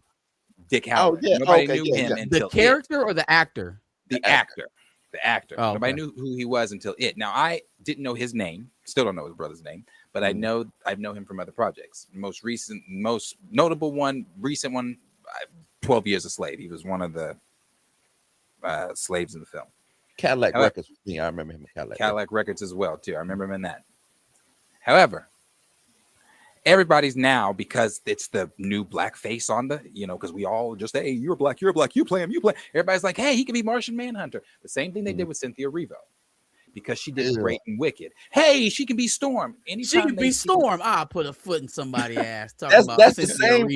When that comes up, that's the same person who is putting that in Giancarlo Esposito's mouth about playing the X. It's gotta be, because I see that on the timeline every week. Every week. I just like that one for different reasons. It's not like a skin issue. The Aaron Pierre skin issue is just open and shut case. There's no way. No, I'll go ahead and say it, and it's not me trying. It's not being mean. No one up here is being mean or saying it. But when you think Aurora, there is a certain look that comes with that. No, I'm sorry. You mean it's There not is a certain 5'5" look. and bald and It's not. like It's certain not. It's sex not appeal. Elphaba. It's Yeah, not that is- Elphaba. It's Aurora. So she's But also got to like come 40. in and look majestic and look like a goddess. And Cynthia, and again, this is not, and I'm not saying that she's not a good-looking woman, but she doesn't have the facial features to be Aurora Monroe. She's not an ugly Oh, chick, yeah, but keep it at the facial features right there. Let's keep she right up here. is erasing herself like week by week. how about to With say, whatever- fam, she's small. Like she is Yeah, with puny. whatever she's doing, she won't be there to play Storm. Like she won't be there. Like Aaron got 2 black parents, but he's not African. Look up T'Challa. So none of us here are coming at Aaron Pierre's status as a black man or anything insulting or anything like that. Looking Oh, at his not family at or all. nothing. But the I don't character of think it's influencing. T'Challa has a level of melanin in his skin, and Wakandans in general do, which can only happen without the European interference known as colonization or just breeding in general. There's no one in Wakanda who can be that light. It's impossible. But even before that, if we're just talking about Truly. comic books, a comic book character has been depicted with a certain way, with a certain art style, no matter what the reason is. And that is with a dark level 80 or higher melanin for T'Challa. Aaron Pierre is not level 80 melanin levels. He's not eligible to play the character. Same thing that would apply for Jon Stewart. I don't think he should ever have been cast for Jon Stewart. He does not look like the character. And looking like the character is a prerequisite to play the character. Skin covers 90% of your body. That's like the most significant marker of or identifier. And for that reason, I support Aaron Pierre getting jobs in Hollywood, leading roles. I support creating new characters who are of that lighter hue and putting more emphasis on them and focusing on that. I don't support Aaron Pierre playing a character he doesn't look like. Lawrence said albino was a thing. Sorry? Got the hella super chats. I was gonna say we got the hella super chats. Kind of been lacking a little bit.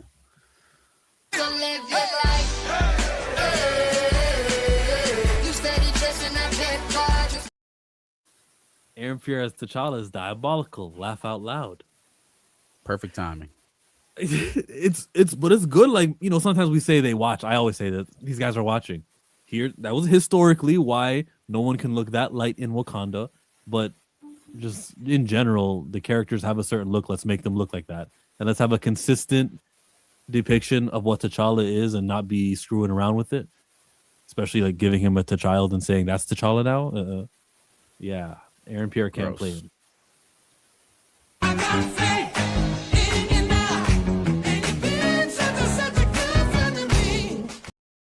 Hey, did you see Scotty Barnes on Monday Night Raw? No.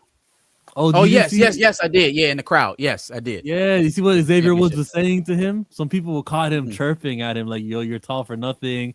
Yo, get in the ring. We'll whoop you." Like it was a little bit of trash talk that he had with him ringside. Yeah, I'm kind of over the celebrities in wrestling right now. Like they got to get back to this. Wasn't on the microphone market, Marcus. This was they like, was dead ass. Like they was for real. Yeah, they were waiting to be tagged in and just talking trash to the basketball player in ringside. It was funny. Oh, okay. So like some off the script type stuff. It wasn't like Tyrese Halliburton. And remember what happened with Kev on stage? They did the same thing to Kev on stage. They noticed that he was in the crowd and they just started talking to. Anyways, yeah, started talking to him. Hey, Meister Geek Media, we definitely appreciate your contributions tonight. TJ must never see the screen, in my opinion. I wish it could be true, brother. I wish it could be true. He will be seen in some kind of capacity. Let's hope it's at least with a adult T'Challa, who is not him. Yeah, if he's there with actual T'Challa, hey son, this is how we fed. Like this, they teaching him things like that. The variants calling him son. Yeah, why would he be calling him son? Well, it doesn't need to be a variant. The same reason why Thor over here babysitting Gorgon's daughter. We can revive T'Challa. We can say it was a scroll. There's so many ways T'Challa, the same one Chad played, can be Eternity's daughter. In an incursion. But in I an would incursion the whole universe dies and ceases existing. Hold on, And hold then on. when they fix everything, everyone who was dead gets to be alive again.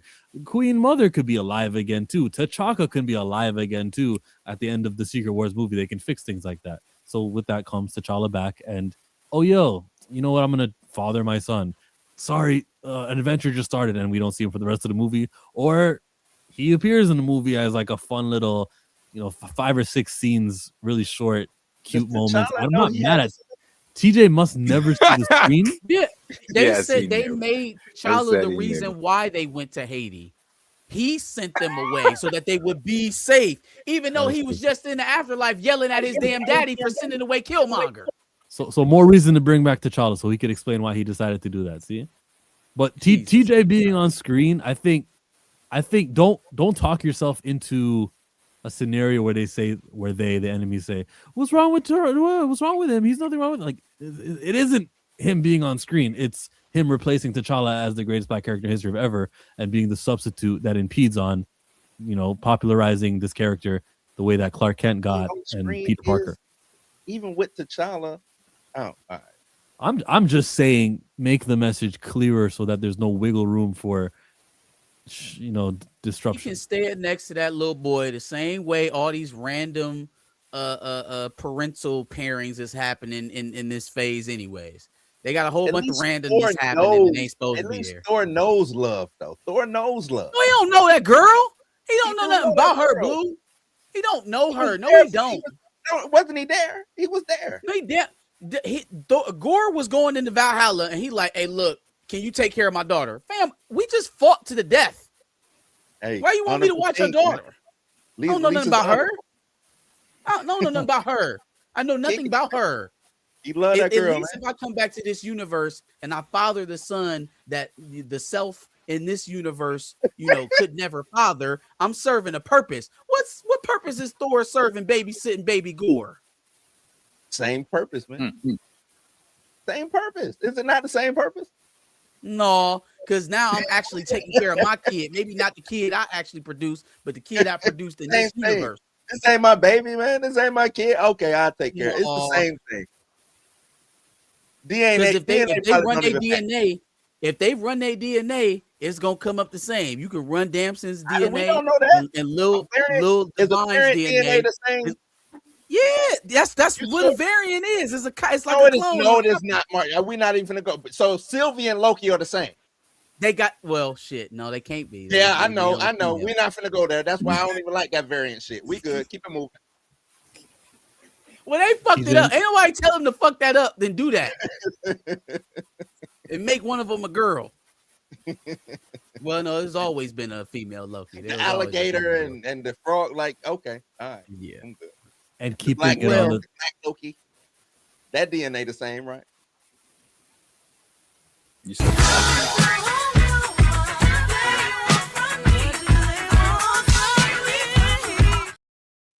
You don't remember the black Loki, Darren? yeah, I remember the black. They call him Blokey. Arthur Rose, appreciate the 5. Why'd they drop the Blind Man trailer the same time as Wonder Man Daredevil. debut? Oh, the Blind Man trailer. I was about to say, who the hell is the Blind Man? You know MCU Blind is Man not from issue in 7, behind Journey to Mystery. What a any shitty non-white projects. They hate diversity clearly. Oh well, I mean, No, don't do that, Arthur. Please do not pretend that Wonder Man is a black character. I will not approve that one. No, don't try to slide that in there, Arthur. That is a Well, Caucasian no, hold human on. being. I think he's referring to the marketing push for all of the black-led series that have come out. This is similar to Ironheart, similar to who I know else what am he's I thinking referring about right to. now? I get what he's trying to dig and tap Twitter in. Twitter will tell you Not for it. Wonder Man had excellent advertising. Darren, you didn't like the trailer? Daredevil? No, I didn't. I thought it was. I thought it was pretty good. I didn't care for it.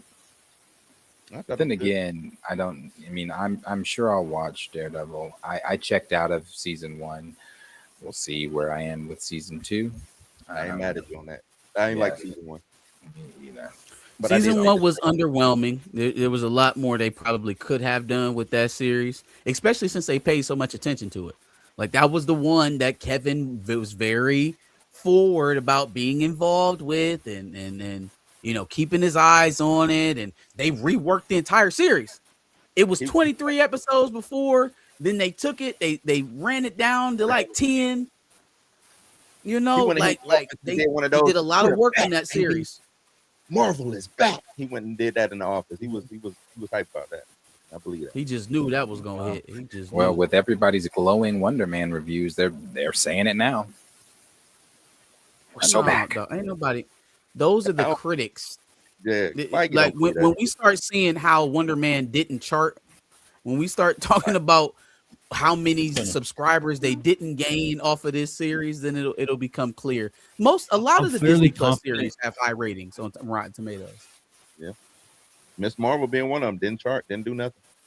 Well, that was a weekly release. This one has 8 episodes. There's so much hours of content. I'm sure it'll get the Nielsen charting. How much? Who knows? But I'm sure with 8 episodes, They're gonna 3. And I'm being realistic. I think a lot of people. I think people heard about the Doorman episode. They probably watched that, right? Boo. But I don't think in succession, sitting down, binging it, and watching it, I don't see how if you're not into it. Let me say it like that. I think a regular person showing up I don't think they make it past 2 or 3. I'm gonna be honest with you. Again, this is in. You might say some of you watching are probably gonna say, "Oh, Darius, you just didn't like it," so you're just saying. No, I'm telling you right now. I go into every Marvel project wanting to like it, so I'm not going into every Marvel project like, "Oh, I'm gonna hate this." I'm going in wanting to like it. How I come out is how I come out. So when I came out of Wonder Man, actually, not even when I came out of Wonder Man, when watching the episodes, it was like I was, even with the episodes only being 30 minutes, I was like, damn, how much time is left on this? Can this episode end? What are we doing? We're dragging this out. Like, come on. I was more so thinking after, typical Marvel formula, maybe after the first 3, we're going to get into some action. We're going to get into some fighting. That never came. So They used the budget on Daredevil. Had to. We gon' get hot tonight. That's right. That's right. All right. We gon' take a ride tonight. Appreciate it. Geek Media 14. TJ, seeing the screen will be a disaster. Yes. Yeah. I mean, we hope not, but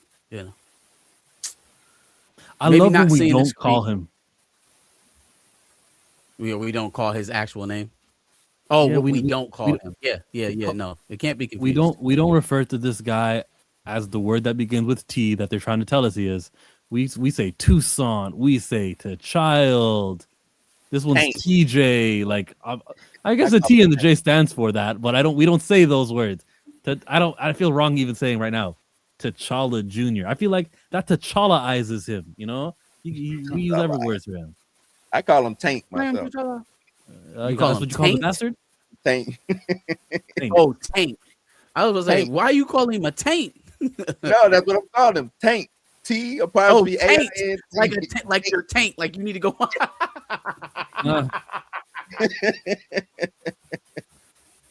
Toussaint is all I'll call him.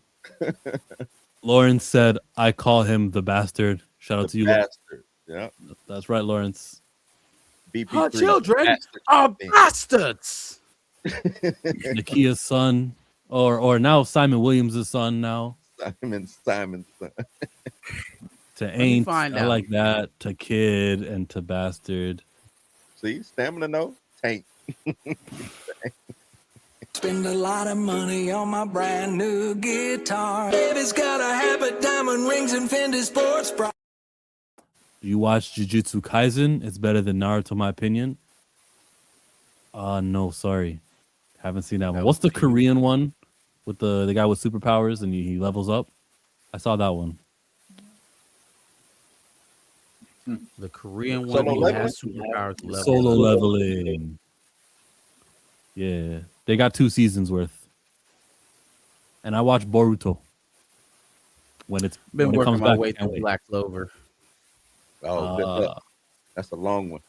I started JJK, but like fingers. Yeah. I think we got 2 more. I'm gonna stop damn clicking. Money, money, money. You just mad cause your ass is old. First thing you do is just pick up the phone. Lethal interjection is in nigga. your home. BP keeps his mask on and has no lines in Doomsday. That would be shit.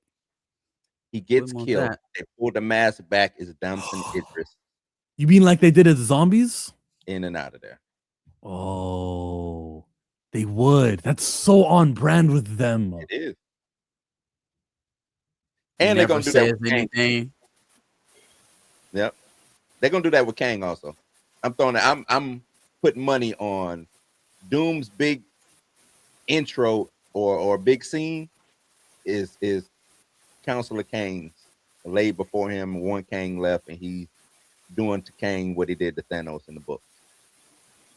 Well, that that was a holographic projection at the little Doomsday party that they had. A lot of the clues from some of the things that we're seeing in trailers and things. Well, I don't want to say it like that, but a lot like some of the crew members also had those bags that eventually came out, the little tote bag with everybody's face on it. People were wearing the Magneto helmet. Not Magneto helmet. Sorry, they were wearing Cerebro, and I think Cerebro has something. They rumor wise, Magneto. Damn, Doom is going to use Cerebro for something. I don't know. And then there was that I can find that holographic image of him pulling Kang's skull out. Man, cause your ass is old, motherfucker. Oh, motherfucker. Let's pick up the phone. Let's see. Black Panther keeps his mask on and no lines in Doomsday or Secret Wars. Yeah, that's the thing. It's so I want to be happy with it. I want to be like, yes, Damsenders is being considered. Yes, he's having meetings, but they're gonna only use him for one movie. May even kill him. And then they're gonna say, "You guys at Recast T'Challa are always moving the goalpost. What? He was recast. What do you want? Oh my god, no! Now he's got to stay recasted and stays."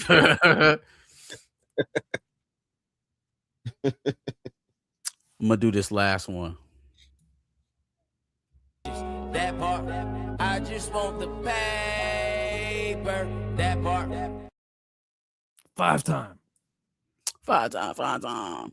I am Two Flight Cam. Coleman D is a villain. He's playing Joe Jackson soon. Oh, Yeah, he is you're playing right. Joe Jackson. He is Oh, playing I Joe love Jackson. it. Yeah, he got his villain role. There's the villain you wanted to play right there. That's crazy. Coleman Domingo is a good actor. So him wanting to play a villain, I like to see it. I will see it in that Michael Jackson movie, but just not superpowered. Now, Maybe Joe they could use Jackson him has powers. Maybe a Lucas. I don't know. He said Joe has superpower. I don't know. It might not be what we see with Marvel, but he has some superpowers. He did something. He bred what, 6 stars? How many children did he have? The Jackson 5 and then Janet? Nah, he had It's like There was 7 more? or 8. Jackson 5. It's like 8 of them. Yeah. What's the one who did the Playboy? Latoya. Latoya. And then there's another sister who she had her song was dope. Michael wrote it. Centipede. Damn. The name of the song was called Centipede. Dope song. Michael wrote it, but it never like took off for some reason. So what we at now? Is that 7? Latoya. The Jackson 5 plus Latoya Janet, and whoever Latoya, you're talking and about then right there's now. another one. It was Brenda, That's 7. Felicia. Yep. 6 boys, 3 girls. Yep. So that's 9. 9 total of them. Thank you, Sheesh. Dorian. Yeah. We had to go to showbiz because where was we gonna live if y'all didn't become millionaires? Like, what was we gonna do? How was I gonna feed y'all? Yeah, Reba. Coleman Domingo for Adam Brashear. I would love to see this. I would. I absolutely would. I'm convinced that they will never tell that story, but I would absolutely love to see Jeffrey Coleman Domingo Wright pick has it up. played a fire villain before. I would recommend y'all go watch Shaft with Samuel. I was about to Jackson. say he has definitely played a great villain. Yeah, he's played a great villain before. Hey, yo, Shaft, huh? Why you pulling up to my spot, huh? Mingo as the Prowler. That could work. I was Googling Ooh, Bop It when Prowler I would brought be it up. great. It'd be really good. This is Egyptian cotton. See, yep, there it is. Yeah, That's You gonna see happen. that. Yeah, I don't think they could do this arc without it happening. So you got to find him a Thanos variant somewhere and just slay him. I don't think it's No, gonna no, be no. Thanos. It's not Thanos. Thanos is on his side, apparently. I don't think it's Thanos. I think they're getting the cabal together. I think you're gonna have Namor. He's gonna switch sides like in the books. He's gonna switch So sides. who is this gonna be? That's gonna Kang. be King. Apparently, that right there is Kang Ah, from the okay, that's Doomsday gonna be Party. Kang. That's what they were alluding to, I guess, at the Doomsday Party. They have several images up from the movie, and well, not from the movie, but I guess things that were happening in the movie, and this is one of them. Yeah. I recall the Jonathan Majors interview where he was casted, and we could tell by looking at him and looking at Megan Good. I think he's back off that interview. Nah. Nope. I think what we were just talking about with T'Challa, I think because in reality, I don't have to cast anybody to play the Kang role. I get CGI the whole thing because there's a whole bunch of variants. I don't need nobody's face. It's a mask. We see the whole thing from the matter of fact, they probably like pan to this, and he's already done killed the last Kang, and now he's just holding the bones up. You see And what then he I'm gets into and he gives a speech, a big monologue about how right. evil. I don't even have to do anything with an actor whatsoever. Yeah. Could be that. Boo, they booing me. I just think that's the easiest way out for them. Them hiring Jonathan Majors back just to kill him. I think it'd be more backlash than just doing it this way. What backlash? You paid to see the movie, and you paid to see boycotting is your backlash, everybody. And if not, if you're not getting a boycott, is that what you mean by backlash? There'll be backlash, boycott. What backlash? No. Opinions, right? The people are gonna talk about how mean they are. Yep. Sure, that form of backlash will happen. Well, bad press matters, Jill. Bad press matters. It matters. If that was the case, they would have just kept him on. You know what I'm saying? If bad press didn't matter, they would have kept him on. I'll say this before we've hit everything. I'll have to watch this video. But last thing here, they put out, I guess this is also coming from Majestic. He said that Tremel Tillman is Bolivar Trask, since Homecoming Damage Control has shifted from cleaning up disasters to monitoring and preventing threats. In Ms. Marvel and Wonder Man, they are already pursuing mutants for what they might do. I did hear that Sadie Sink signed a 3-picture deal or something like that, and that I guess she really is going to be Jean Grey, which really makes no sense to me. But why is Bolivar Trask working for Damage Control? It's supposed to be no longer Damage Control. They've got it here, Trask Industries. Tremel Tillman is none other than Bolivar Trask, and Damage Control is a front. The government is secretly working with Trask Industries, which analyzes data and develops countermeasures. That's what I thought Roxxon was doing. I thought Roxxon was behind Damage Control. And Roxxon has a lot more. It makes more sense for it to be Roxxon than it does for it to be Bolivar Trask. First of all, if Bolivar Trask is at a point where Trask Industries is already a thing, mutants should have already been established. There already should have been a mutants. Like his whole purpose is to stomp out mutants. Yeah. So it doesn't even read like you already gonna have the damnedest time trying to convince us that it was mutants here all along. But then you totally skipping steps, inviting Bolivar Trask and Jean Grey into this thing. Indeed. Tremel Tillman, that'd be a race swap. Yes, it would. I'd be upset with that. You know this like inclusion standards thing that they put out is still being practiced, where every movie they do must have 50% or more of people in underrepresented groups, and regular reoccurring underrepresented secondary characters must be from underrepresented groups, and that's why they go Well, we want to do Ball over Trask. Oh, no, but hold on. No, the numbers, boss. Not enough black. All right, just Tremel Tillman it is. Maybe the albino guy wasn't enough black. He was playing that. He wasn't enough black. He wasn't enough, right? But it sucks of what it comes at the cost of, because those inclusion standards are, I mean, in principle, I understand why it's there, but if you're going to do race swaps, then you're defeating the purpose for why that's even there. Like, what are you really launching? You're not popularizing black characters. You're just hiring black people to play white guys. That standard is for, though. That standard is not to popularize. No, it's not. But it should be, though. The standard is there to look good and fool the white liberals who will think this is such a progressive time we're in. It's not to create, it's to enact the change that I would like to see. It's just SOP for. But watch Children of Blood and Bone in January. Go check out Alex Cross February 11th on Prime. We can check out Abbott Elementary every single week. We know that in A Different World, they're having a reboot. We can all check out Ianu if we want to see some excellence. Go watch the NBA. Just go support. Go watch the NBA. What? Why are we watching the NBA? For black content.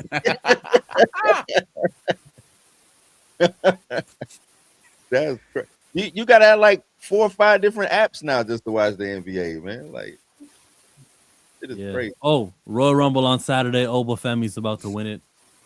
Yes, that's the last recommendation. Well, you only got to watch one app to get back of the bus. We will be live on Sunday at 4:00 doing Dubs and L's and Behind the Cape. Come check us out, fellas. Let us know where they can find y'all so we can get the hell up out of here. Blues House, man. I'll be back tomorrow doing some blues news for y'all, man. Happy birthday to Marcus. Got to shout him out. And also happy birthday to myself. But yeah, I'll be back tomorrow. Yes, Blues House, Blues News, around 7:30. Come holler. I will be live this week. Monday I'll be live. I might do a video tomorrow about Static because he's significant. Virgil Hawkins back in the comic book shop. Static, he's significant. Static, he's significant. So if you are new here and you liked what you saw from any one of us, you can subscribe to us individually on our channels here. Back at the Bus with Marcus, Blues House for Blue, Chill Monger for Chill, and Planet Fanatics for myself. Like, subscribe, share with your friends. And we'll see all you guys in the very next video. Peace out. Cue to Josh! Hey, I've been watching y'all every single time on Thursday and Friday because I swear to God, y'all switch up every now and then. But rock out. I'm fucking with it. I'm out. Thank you, Josh. Appreciate it. All right, dog.